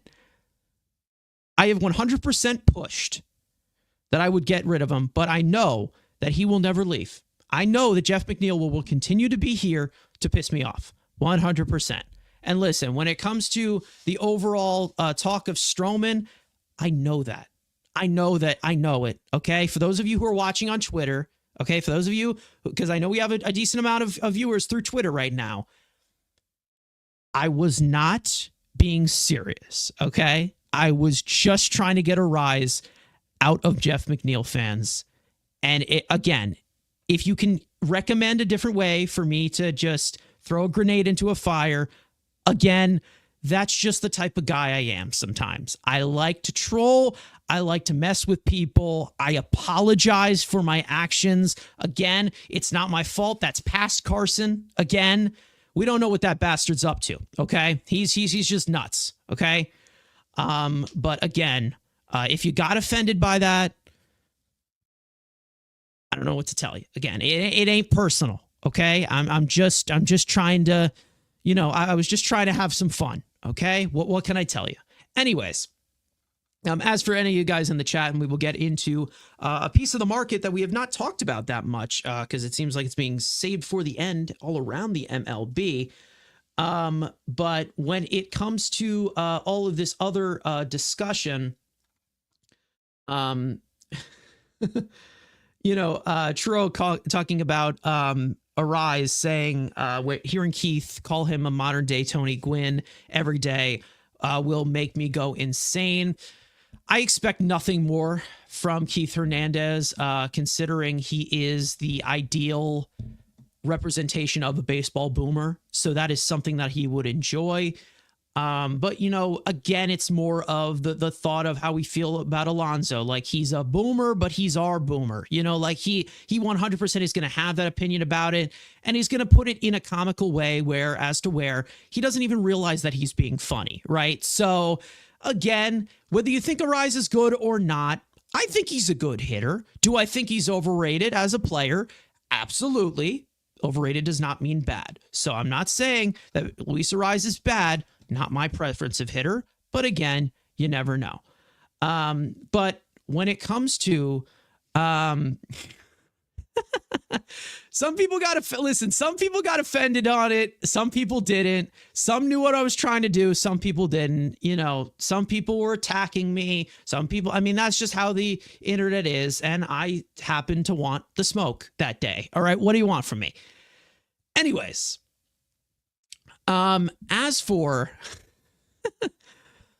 the overall conversation that I want to get into, that being the reliever market, which we really have not seen much traction on throughout the entire league, we did get a report from Will Salmon, and we did also get a kind of a discussion a little bit from a guy known as Andy Martino on SNY before that came out, saying that the Mets are indeed have interest in some of the high-end relievers. If there is a reliever of name, the Mets have checked in on him. Then we had Will Salmon confirm that the Mets did talk to Tanner Scott and that they are, willing to go maybe a little bit more of the extra mile as compared to last year, where they went with more reclamation projects in that way of catching lightning in a bottle, with it being a very fickle position. Now, I do want to talk about Tanner Scott. I want to talk about a little bit more of the reliever market as well, that we can kind of sprinkle in there. But we all know Tanner Scott is the top reliever on the market. I don't think anybody can disagree. Last year had a phenomenal year. As we check in on his, that's Verdugo. Check in over on his profile. Of course, a incredible year last year. 1.75 earned run average over 72 innings. Was traded to the Padres at the trade deadline from the Marlins. Struck out almost 30% of batters. Of course, the overall peripherals, called strike and whiff percentage, the first pitch strike, I think, was the highest among all relievers in regards to Tanner Scott. He kept the ball in the ballpark as well, and was one of the best, if not the best reliever in all of baseball last year. Now, he's a two-pitch reliever, as we all know. He has a four-seam that can touch 99 miles an hour.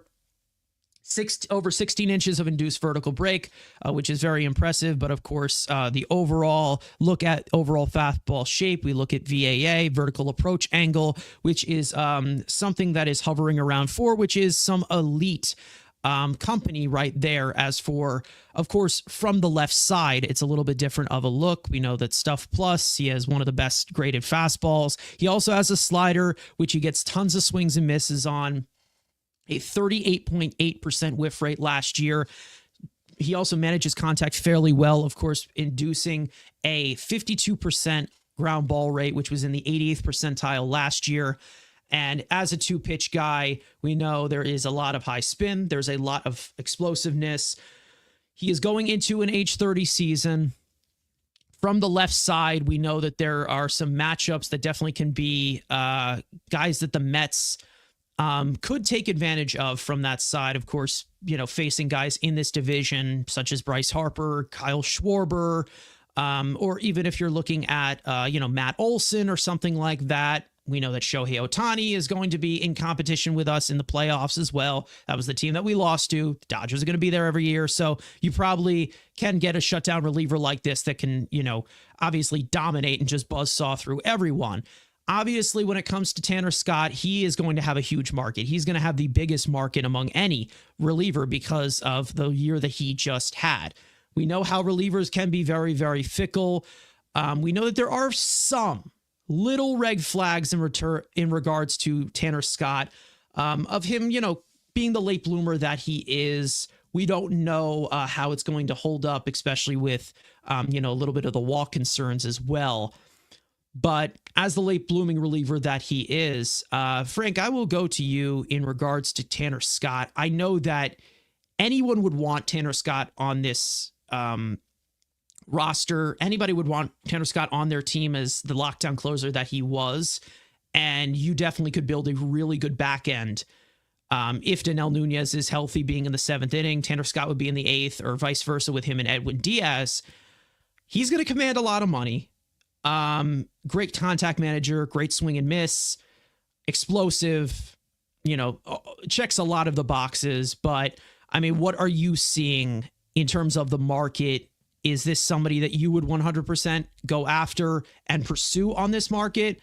Or is this just like, okay, let's see where he's at. And if he wants this, he wants this. Maybe we're willing to do 3 years, but nothing crazy. Guys, can you hear Frank? I don't know if he's, Can you hear me now? I can hear you now. Okay. All right, perfect. All right, can hear you now. Perfect. So when it comes to Tanner Scott, we look at the season he had, the talent he has. It's hard to not want him. I mean, when you say, do you want Tanner Scott on your team? Sure. But I think that realistically, looking at the season he had, I would imagine, and I'm kind of surprised that by now, someone has not given him closer money, like we call it, and the opportunity to be a closer because of how that could market you in the future. We know that in general, closers just get paid more. So if you are a player, a lot of times you want to go to a team that has closing opportunities available. Now, are there some nights where you will get some save opportunities because Edwin Diaz can't pitch every night? Yes, but not to the extent that you could maybe on some other teams where you'd be a full-time closer. So I feel that, would he help the Mets out a ton? Yes, especially the fact that he is left-handed, of course. But I just think overall I don't quite envision it happening. I definitely could see him going elsewhere. So again, if they could get him, great. I don't see it happening. You do make a good point about the walks. I mean, that is something that I would definitely have to be very weary of, considering the walk problem that the Mets had this past season. But I do think that overall, they obviously do need some bullpen help. I mean, you saw it happen in the playoffs. As good as Nunez was throughout the regular season, after the injury, I hope he could do it again. I mean, we talk about relievers, how fickle they could be, good one year, not so good the other year, especially when you factor in an injury. So I am curious to see how that goes. But, we talked about how at the end of that year, Reed Garrett ended up being one of the Mets' best relievers in the postseason, but we had our concerns during the regular season. I mean, we definitely had plenty of episodes of this podcast where we talked about, what do you do with Reed Garrett? Because he is struggling. He is getting hurt. So you don't really know what you have there. And then, we saw Stanek. He struggled when he first got here. He was good. It was all said and done. Maton, the other way around. He was really good. Then he struggled. So with the bullpen, it's very tough to evaluate. And we saw the Mets bring in a bunch of guys on short-term deals and things like that in the offseason last year. But when it was all said and done, once you got to the postseason, what do we say? There was very few guys on the opening day roster that were on the playoff roster. And same goes for guys like Adam Ottavino and other players like that. So, we have Sean Marie Foley mentioned. He's another guy that got hurt, and he's had a lot of injuries too. So with the bullpen, yes, they do need some help. But as we know, it's not something you're overspending. I feel like, this is kind of where Stearns does really well. Some may call it dumpster diving. Others, may call it trying to find the value and things like that. So I feel like I trust Stearns to find the arms, and then Ken Hefner make the most out of them. It's what his job is, so we'll see. But I think overall, I wouldn't count the Mets getting Scott. Hope they do, but I don't see it. I just think looking at the way the Mets approach all free agents, knowing what Scott could get from other places, I just don't see the Mets topping that for a guy who definitely would not be their closer. Yeah, I mean, I'm here with Ramon here saying, Scott, it's a pipe dream. It most likely is going to be a pipe dream because, again, when it comes to relievers, we already know how up and down it can be. One time they're great, one time they're not. There's only a select few of relievers that continue that consistency throughout and have these long careers. We all know that relievers all are starters that failed. So there were reasons as to why they weren't starters, whether it was consistency issues, whether it was their health, whether it was this or that.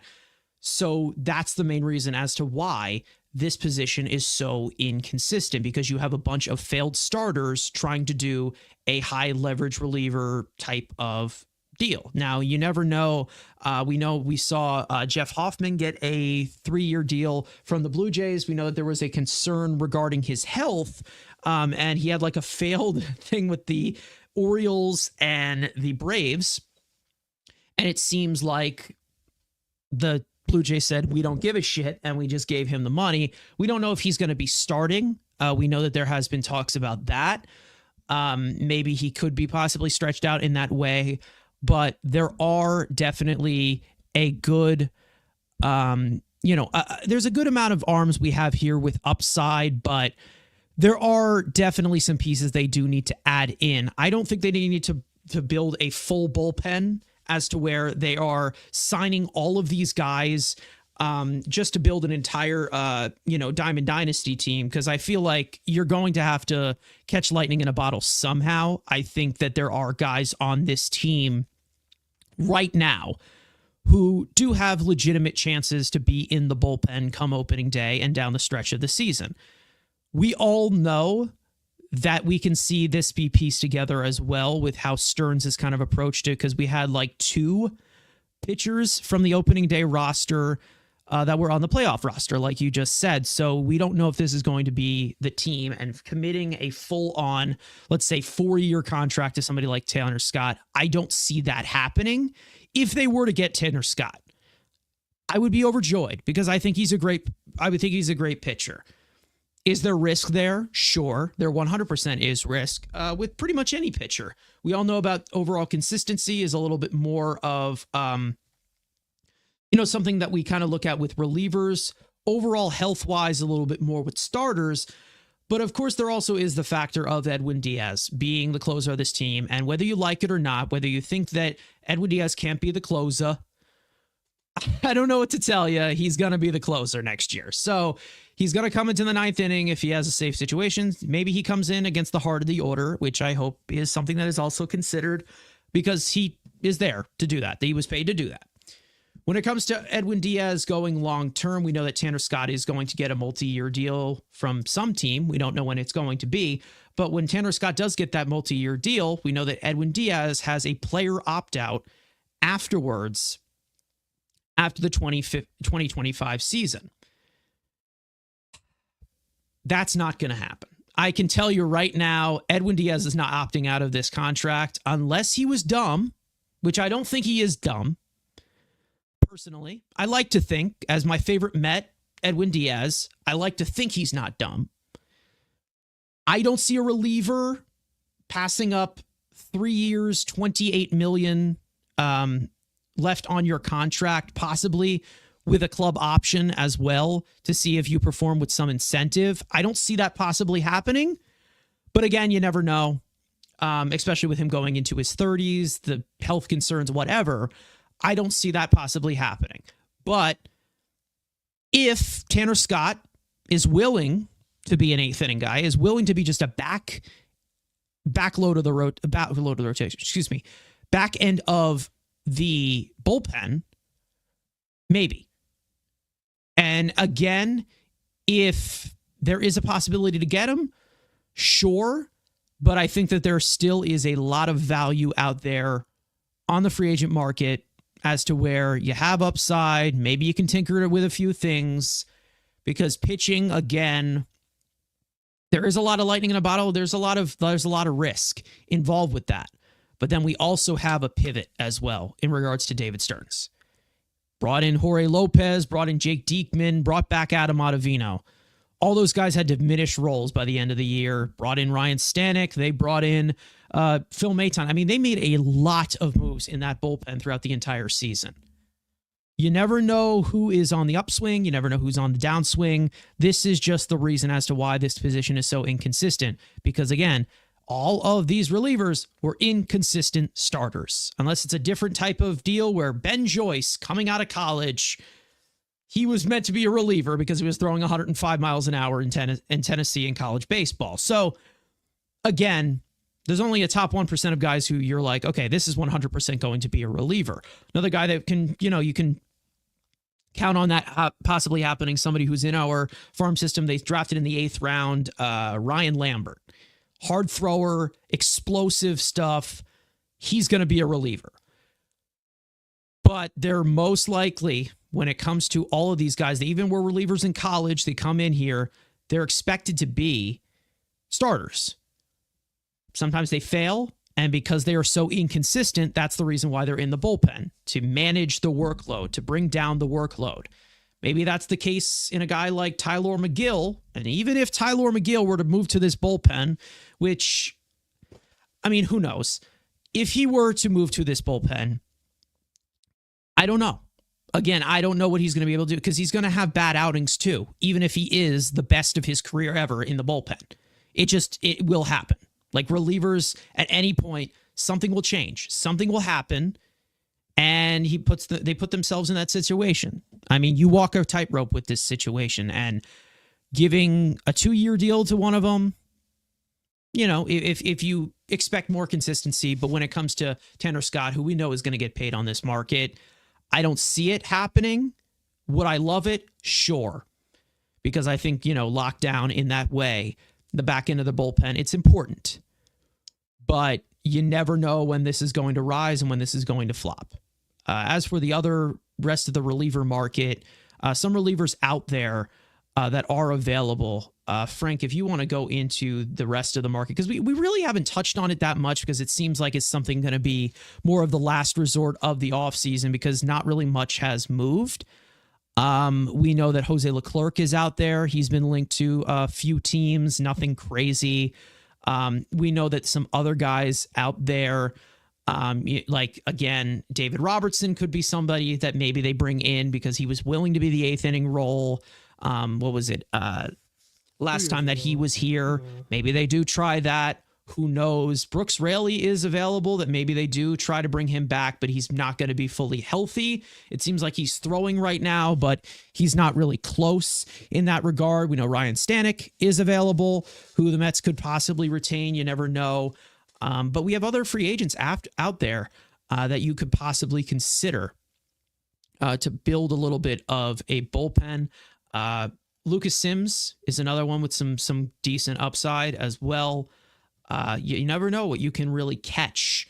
It's all really has to do with more of the coaching, I would say, of how you can catch lightning in a bottle with some of these relievers. And there's only a top 1%. Let's just say that. So, I mean, the rest of the reliever market, just to give a full briefing, I would say, I mean, is there anybody that you would put your eye out on as compared to just Tanner Scott being the top guy in the market? I mean, it's tough. I mean, with Robertson, as much as I've talked about him in the past, I mean, age 40, it's really risky with any player, no matter how good they are. Even though Robertson was good this past year, I think age 40, there's always a high risk involved. Same thing with Kenley Jansen. I mean, even though Kenley probably goes in the Hall of Fame, he was not great this past season either. He definitely has some struggles. So he's age 37. Estevez, I mean, I had some concerns with him at the deadline, but he was able to kind of pull out of it, even though we gave a big grand slam to Lindor in the playoffs. But I think overall, another guy who's been a closer lately, so maybe he's still holding out for a closer deal. So, it's a lot of these guys. I mean, Floro, we liked him, but then he struggled after the deadline. So, it's a lot of these guys. There's just high risk involved with so many of them. Kirby Yates was a nice bounce back candidate. He's 38. So, a lot of the guys that, I normally would say, oh, get this guy. They've been good in the past. With a lot of their ages, there's risk involved. I mean, listen, there's another Hall of Famer on this list, Craig Kimbrell. He's 37. He's not been the same either. So there's a lot of these guys that just really are getting up there in age. I mean, with Blake Trinan off the board, I love Chris Martin. He's off the board. So, a lot of the guys that I normally would recommend, they're not available. I mean, we talked about Chafin 100 times. He's 35. No, thank you. So it is pretty interesting. I mean, do you want to risk a Paul Sewald reuniting with him after his antics after he left the Mets? I'd love that. Yeah, that'd be great. Showboating, and now he's 35. So there's not too many guys that I'm really like, oh my gosh, these are the guys. I think some of the names we talk about on the trade market, from Tampa Bay, I'd be looking more so at something like that. But overall, as far as the guys who are out there, not too many that I'm absolutely thrilled about. Oh my gosh, go get this guy, because like we said, relievers, it could just be so fickle. I would like to try to bring back Stanek because he was so good in the postseason. I would like to bring him back, but it all depends on the price of the relievers. If someone's gonna give him a big deal for multiple years, no. But if I could get him back on a 1 year, I would. Yeah, I mean, there are some upside guys out there on the free agent market that probably, have nowhere to go but up. There are probably some pieces that, have struggled recently, or, we're just on the cusp of it, maybe need a little bit of a tweak.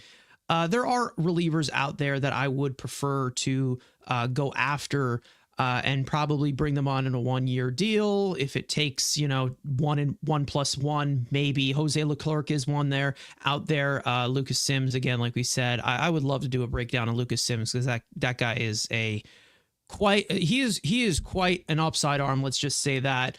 And obviously we'll get a little bit more into it as we get closer and closer to spring training to add to the bullpen. I think that they're going to add probably one or two as a possibility. I think that Ryan Stanek is someone that they might go after. John Brebbia was somebody that they were linked to last offseason. He ended up going to the White Sox. I think that that's another guy that you can keep your eye out for. And I'm not saying this as a guy who has sources. I don't. I'm just talking about this as the overall impression of how they've been linked to them in the past.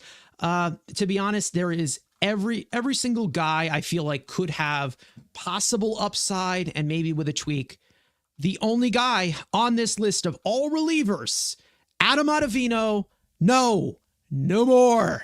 We have gone past the need for Adam Ottavino, okay? Full on emphasis, okay? You never know who's going to be good or not, but I know that Adam Ottavino, it's damaged goods. We're done, okay? No more Adam Ottavino. He can go and retire to SNY and, talk with all the former players or former prospects or former flop prospects for the Mets on SNY. And once that lease expires, they all will go. But right now, when it comes to the overall of relievers, we'll see how they build this up. We know that there's going to be plenty of guys that are going to take a look. They're going to take a look at it spring.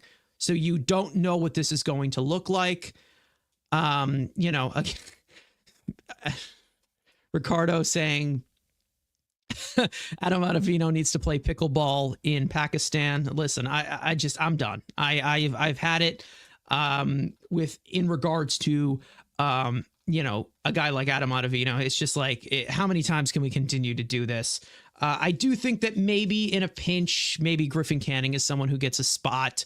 If Sean Reed-Foley is healthy, you never know. I don't know what Danny Young still is doing here. I probably would have just cut him at this point, but he's probably cost controllable. Denel Nunez is definitely going to get a first crack at it, and he definitely should be on the opening day roster if he is healthy. Obviously, Edwin Diaz is here. We don't know what's going to happen in regards to Jose Budo, if they ended up him being a long reliever or not. Reed Garrett is definitely going to have a spot here. So right now, we'll see what the depth looks like come spring training. You just never know. AJ Minter is another one out there that maybe could be somebody from the left side that could be interesting.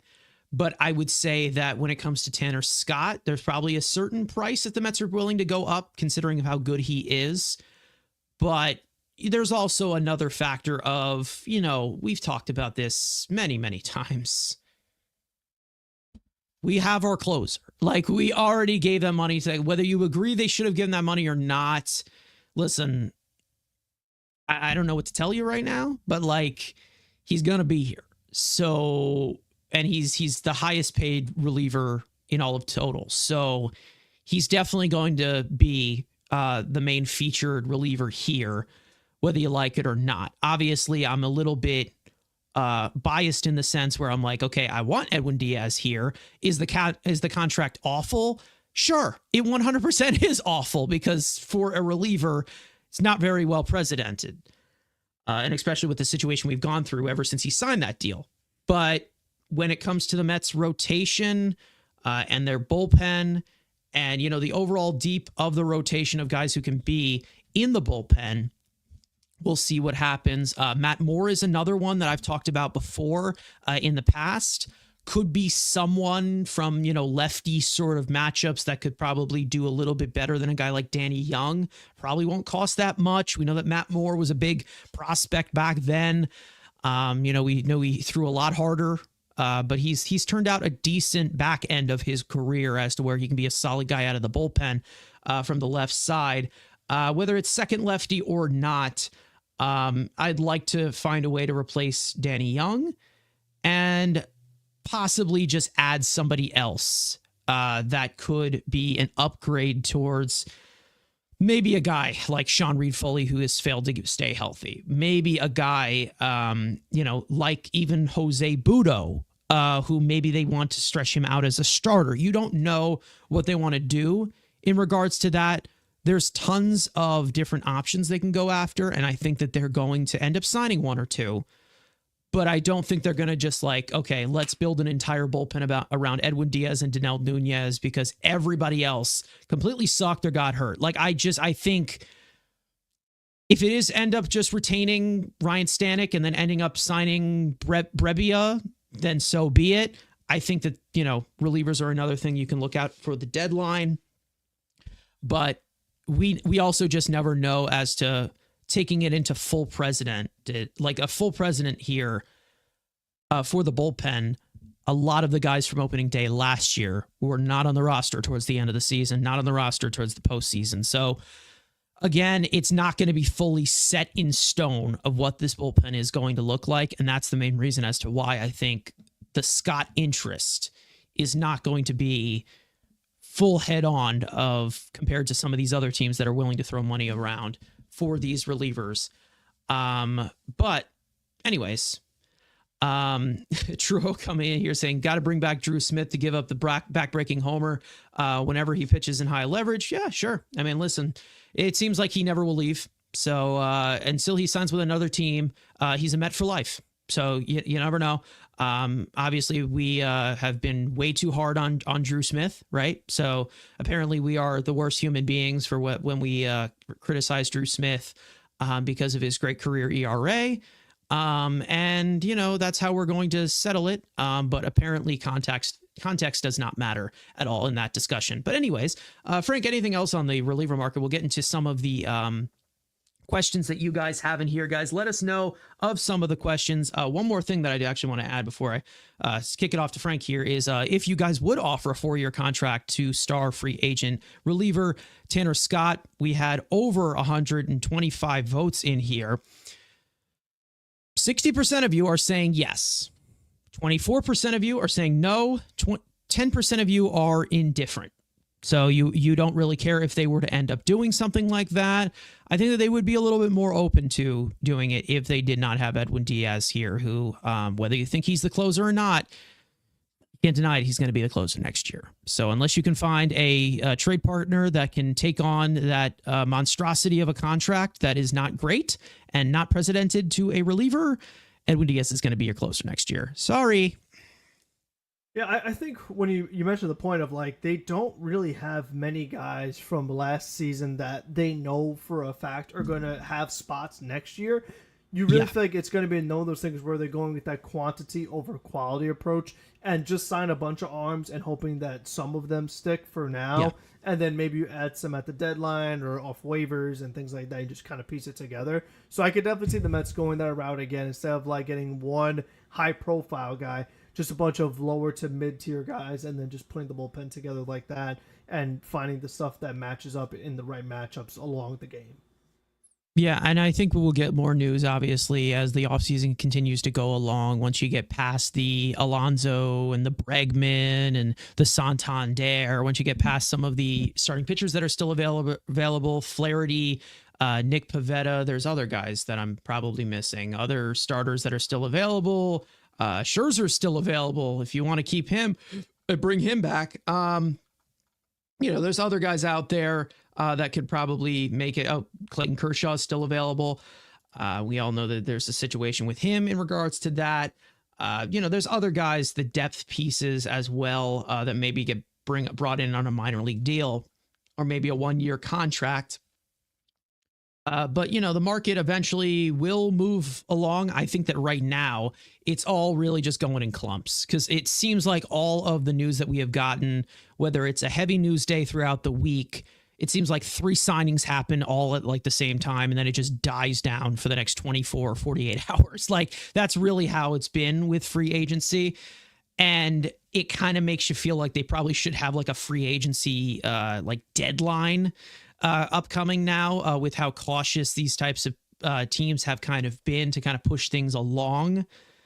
But like, it's really hard when you're constructing these types of teams and what you're looking at when you have a lot of things of reference of, contracts, because Tanner Scott, probably he's out there available right now, not even just because of the reliever market, but probably he's available and still available in the middle of January.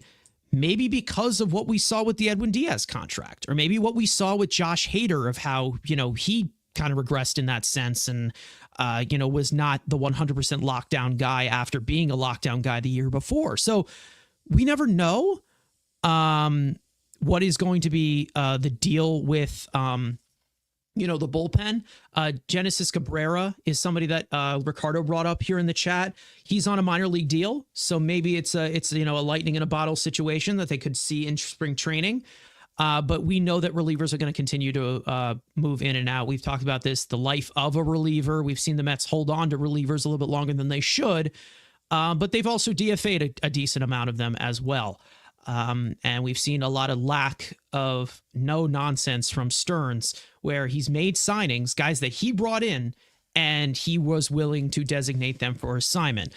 One guy that was able to survive that completely, that being Adam Ottavino, because to be honest, I think the guy is just bulletproof and he will never leave. So anyways, going into the chat, we will wrap this up with some viewer questions in regards to some stuff.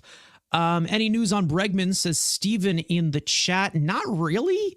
It's been more of just the talk of Pete Alonso, because we already know that there's kind of a favorite in that matter. We've seen the Blue Jays, we've seen the Red Sox, the Tigers attached to him, but it's been pretty silent recently as the market continues to go along. Brad coming in here talking about Sasaki and saying Sasaki pitching for the Padres is good for us for a trade for Dylan Cease. And again, we've talked about this many times of expandable pieces. If they were to acquire these pieces, and we all know that the Padres are linked to Roki Sasaki on his market, and they're one of the finalists. We've seen them be attached to him before, and maybe they are trying to cut costs. Cost is not a big thing with Roki Sasaki because of the international pool money that he will get. So when it comes to Sasaki going to the Padres, maybe Dylan Cease, that trade gets moved along a little bit. I think when Dylan Cease was traded, correct me if I'm wrong, when Dylan Cease was traded from Chicago to San Diego, it was kind of late in the offseason when that happened, I think. Yeah, that sounds again. Right. Yeah, it was late because we had a late trade. I think it ended up being Dylan Cease. So you never know. Listen, Will Salmon did report, I don't know if it was on SNY, after Sasaki announced that he is out with the Mets and the Mets are not getting him. Will Salmon did say, and I will say it per quote, I marketed it on SNY. He said that he would be surprised if the Mets pursued another pitcher, and March said 14th, the team, Carson, was the Cease trade. So it was like, they had the Korea games and everything. There you go. It was really late. Wow. Yeah. So there you go. And it was actually a similar time to when we traded for Bassett. Bassett was pretty late too, right? I think not quite as late, but he was pretty late too. He was close. He was very close. He was close to spring training. But Will Salmon on SNY, like I said, he said he would be surprised if the Mets pursued another pitcher, and said the team likes where they are in regards to the rotation. And listen, if that angers you in any way, so be it. I don't know what to tell you. I like the upside of this rotation. To be honest, I will tell you right now, I don't know why people are surprised, because it has been said many times. It has been established many times that the only guy they were willing to add to this rotation after signing guys like re-signing Minaya, bringing in Holmes and Montas, was Roki Sasaki. So I'm not surprised. And again, I don't think that this rotation's a finished product, because I think that when it's all said and done, they're going to try and get a frontline guy at the deadline. But that is a discussion for another time. But, I think that they're going to stay put with this rotation. Again, I would prefer to have a frontline guy in there, but I also think some people are underestimating the Kodai Senga situation of how he can be a frontline arm. And then, yep, there you go. March 13th for Bassett. Thank you, Frank, in the chat.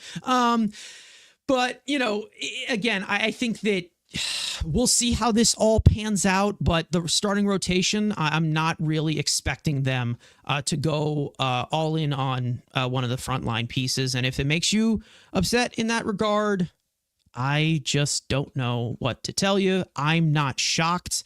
And I'm just hoping that they're willing to address it at the trade deadline if there is a need. Let's see. There is one other question that I was trying to see. It was in the chat. Let's see. Truro coming in here. This is the final question we'll go to, and we will head out. Saying, what do you think that the opening day lineup will look like? We'll probably do a full-on segment of this, like towards the end of spring training, of how everything kind of pans out, of how we look at it. But I think we probably can go by position, and I'll just shout them to you, Frank. The catcher position. It's not Omar Narvaez. It isn't Omar Narvaez. Yeah. I would say that Francisco Alvarez would be the catcher, backed up by Luis Torrens, who was solid for us, played his role coming off here. Middle of the season, he was here, replacing a guy like Omar Narvaez, who was making way more money and not doing pretty much not doing anything, and was designated for assignment. And then first base. Are we saying that Pete's going to be the first baseman? I think so. I mean, a lot of the reporters have said it. We've said it. I just don't see the alternative. I just don't see the other team that's, especially with the demands that him and Boris have, I don't see it. And I think, honestly, even as long as this thing has been drawn out, the fact that Mets even got an exclusive offer is still a good sign that, yes, Pete still does want to be a Met, even despite all this craziness that's gone on with negotiations. So I'll say yes.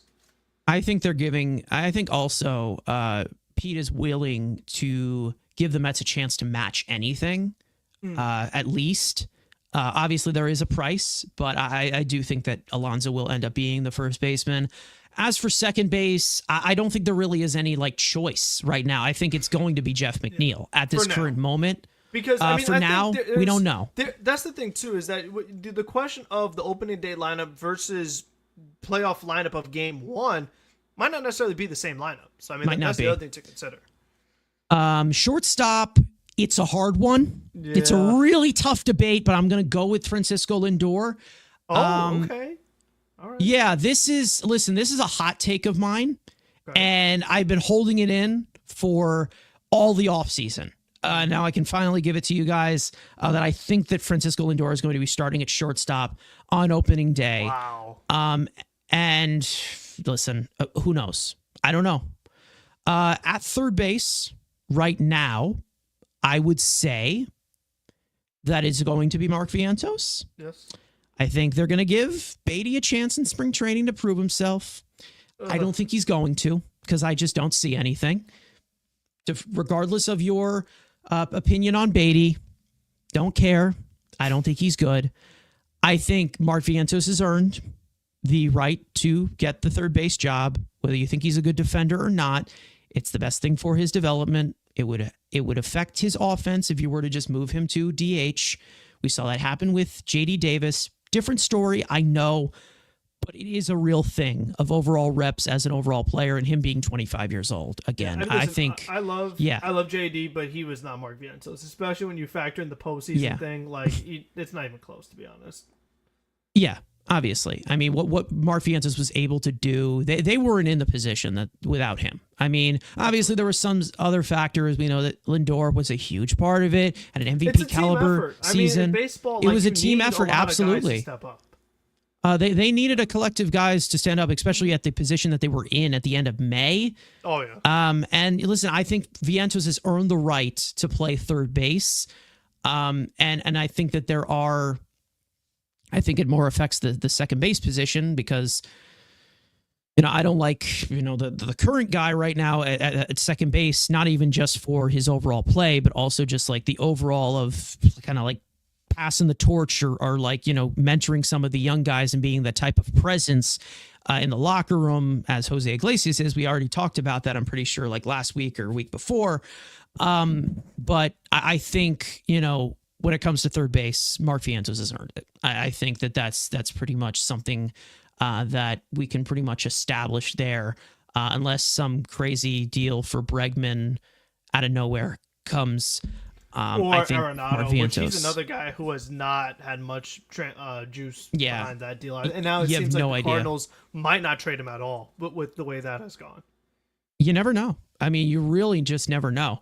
As for left field, I think it's pretty much established the guy who is going to be here for 6 more years, 5 more years. Mm-hmm. Brandon Nimmo. We'll see what happens in regards to his health with that foot injury he had towards the end of the season. I think that with the all precaution left field for him, pretty much for now on. I think that now at this point, Nimmo with the down season he had, I have no doubt that he's going to be back to that form. I think he's going to be fine. But left field, I think it's Nimmo. I don't think there's any doubt in that. And then, center field, it all really depends on who they're playing on opening day. I mean, it probably will end up being Tyrone Taylor. He's probably going to get the first crack at it. But also Tyrone Taylor had a procedure or 2 procedures, I think, in the off season. So you never know. And right field. Ooh, that's a hard one. That is a really, really hard one. I don't know, but I'm going to go with the guy maybe possibly. You never know, because who knows if somebody steals the job from him. I'm going to go with the guy that they signed for 15 years this offseason for $765 million. So, yeah, that's what I would look at. The opening day pitcher.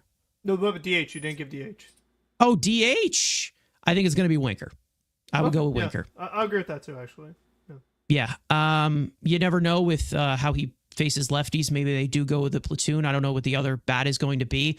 Is it possible maybe it's like Winker Grichuk? Maybe a possibility, because they both have outfield flexibility as well in a pinch. You never know. I could see them starting the year with the platoon of Winker Marte, and if Marte does not work out like the way we anticipate, they cut him and then trade for someone by the deadline. Because, I mean, don't forget, Winker was a deadline acquisition where they were like, oh, we could really use a left-handed bat. And because Marte was hurt, I mean, let's not forget that like a big reason why they acquired Winker was because Marte got hurt. So I feel like if let's say he does get hurt again, now they need to get the right-hander here too via trade. So I wouldn't be surprised to see that.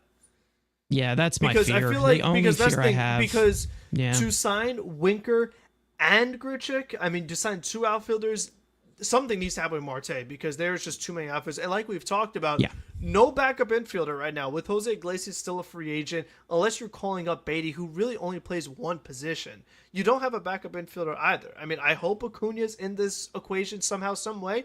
But I don't know. Maybe he starts the year in AAA if they want him to get full playing time. I mean, that's a possibility too. Yeah, if Acuna's up here on the opening day roster, he has to be the starting second baseman. He is not going to learn shit just sitting on the bench. It's not going to happen, and you're just going to stunt the development of the kid. So if they do want to make that decision and have him win the job at second base, which I hope, you make a good point, because I mean, he did very well in winter ball. I know you take that with a grain of salt. It's not the end all be all, but let's just say, sake of argument, hypothetical, Acuna has a phenomenal spring training. I would be pretty frustrated if he ends up in AAA, to be honest with you. You know what I mean? I'm like, come on. I mean, give the kid a shot. I mean, what are we doing? And listen, one thing that I will say in that formula of prospects, one more thing that I will say, and then we'll get out of here. If Ronnie Mauricio has a great spring, I would be fine with him starting off in AAA. I'm just saying I would be fine with it, because he needs to get help. Like, he needs to get those reps. And I don't want him rehabbing back to that level or any sort of level that he has in front of him in the major leagues. So I'm okay either way, anyway, if Ronnie Mauricio starts off in AAA. But if he has if he has another spring like he had, 2 years ago, I don't know. You never know what's going to happen. But the surplus of infielders right now, a lot of them are young. We're going to see them on full showcase in spring, with them being in the higher levels in AAA. And we'll also get a look at Jet Williams, who has not made his major league debut yet. We'll also get a look at some of the other guys like Drew Gilbert and that as well. So you never know. You do never know. But we'll see. Jimmy B saying Acuna is the starting center fielder by July. McNeil bounces back and stays at second all year. I mean, that I don't know if it's somewhat of a hot take with McNeil, because he's a champion. But Acuna, again, in regards to Acuna and Jet, this is a whole other conversation, and I don't want to drone this thing on completely, but I just don't want them in the center field conversation. I just think it's a disaster waiting to happen. It already almost was a disaster in Arizona Fall League with Jet Williams. It's just a 5'6" center fielder, a 5'8" center fielder, no matter if they're fast or not and can get to them, running at full speed. It's an injury waiting to happen. It just is. And it's not even just like, of the anomalies in this league. It's just not a good idea, in my opinion. But, those certain types of tools, you can find a way to put them on the roster in any way and accolade them. Any prospect that the Mets have right now, they can accolade them to the roster. And that doesn't mean like they'll be on the roster, but that doesn't mean like, oh, we need to find a way to get to play this guy. Maybe there's a surplus there where they trade him for that or this or that. Every single prospect or top guy will be accoladed to this roster in one way or another. So we'll see what happens there. The starting pitcher for opening day, the final one, we'll do that and we'll get out of here. I think they're going to go with Senga because, like, I think he is the best pitcher in this staff. Even though Minaya had the best year, Senga did not pitch last year. Senga, I think, will get the ball if he gets the full spring training, gets to ramp up, because I still believe that Senga can be a frontline arm if he is healthy. Problem is, will he be healthy? Who knows? But, you know, when he's on the mound, that start he had against the Dodgers, I don't think that is I don't think that's the characteristic that you can put, that you can label Kodai Senga on, because he has not given me any reason as to not consider it just an outlier. So I would say it's Kodai Senga, but, you know, Shamanaya, possible. You never know. Frank, I think you go that probably the same direction there. Yeah, I feel like they're still going to stick with Senga for now. I mean, and it's one of those things where it's like the guy who starts opening day and the guy who starts game one of the NLDS could be two different guys. So I'm more concerned with like who's the playoff starting lineup and starting rotation, more importantly, because that's the other thing too. Real quick, is that like yes, there'll be maybe a 6-man rotation during the regular season, but come playoff time, you got to trim that down to 4. So I mean, that's gonna be one of the other things to factor in as well. And that's like why maybe that's I when Clay say, Holmes goes back in the pen for the playoffs. Like that could be another thing too. Yeah, that's why, and that's why I say it's like, you know, Senga and Minaya, I'm willing to count on as playoff starters in that playoff rotation. But then you also look at, you know, Montas, Holmes, Peterson, Canning, all of those guys that they brought in. Hopefully one of them hits and they're the 4th starter, and then they trade for someone at the deadline, because I don't think it's a finished product, like I have said. And that's why I'm okay going into the season with this rotation, even though on paper it doesn't look like the greatest on your fantasy team, but there is upside there. And then also it leaves a little bit of room for maybe some of the young guys, whether it is Brandon Sproat or whether it is Blade Tidwell if he makes some improvements as well. So you never know. They're still keeping things open. They're keeping the options open. It's all about where they are at the trade deadline, because there's a possibility that this team underperforms. We've seen it happen before. So I'm not saying that it's like, oh, we're 100% going to be in that playoff race. You never know. Because pitchers, very fickle, lightning in a bottle, whatever. I've talked about it many times, and I'm on board. I'm on board with this. I may be in the minority there, and I know everyone thinks that they need a pitcher, they need an ace, they need a frontline guy who gives me a good ERA. I don't know what to tell you. I mean, this was all really expected going into the year of the philosophy from David Stearns. But other than that, I think we're going to wrap it up here. Frank, I'll give you your last words for the rest of the episode here. Hopefully things start moving along, because it's definitely been quiet for most days so far in the offseason. Yeah, I mean, save the polar bears, get it done. Let's get that done with, so we don't have to talk about it anymore.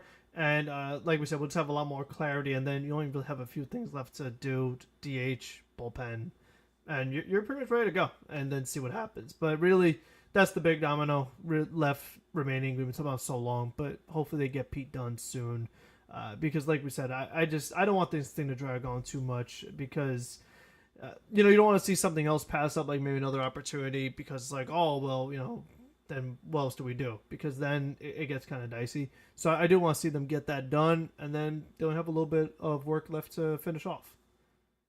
One thing that I do want to point out here, there is one thing I just want to say, and I need to establish, and I was talking about it earlier.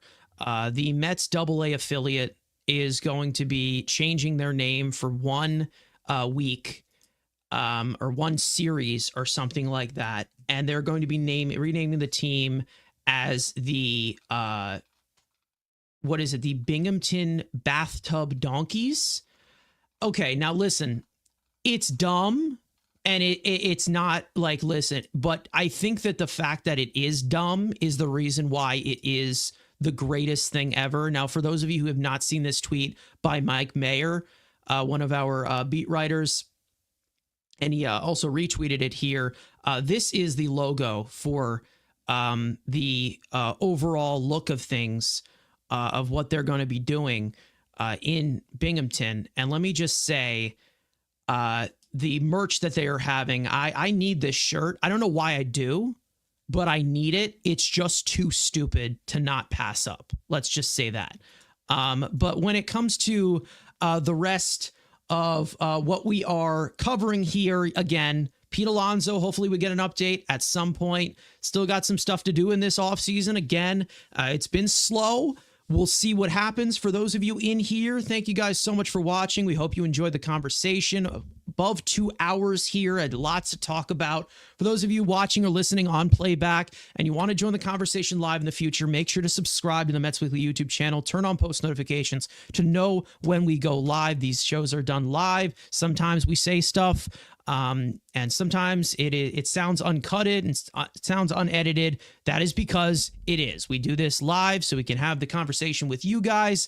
And of course, in the chat, you guys get to bring in your comments as well, fully engage on the conversation and talk about the New York Mets as such. Make sure to follow Mets Weekly on X and on TikTok for other content over there. Follow us all individually, including our third co-host, Andrew, who did not make it today, but will most likely be back next week. Don't worry. And of course, finally, as per usual, let's go Mets. And we will see you guys next week, next time, or maybe if they make a signing, who knows. We'll see you guys. Peace out.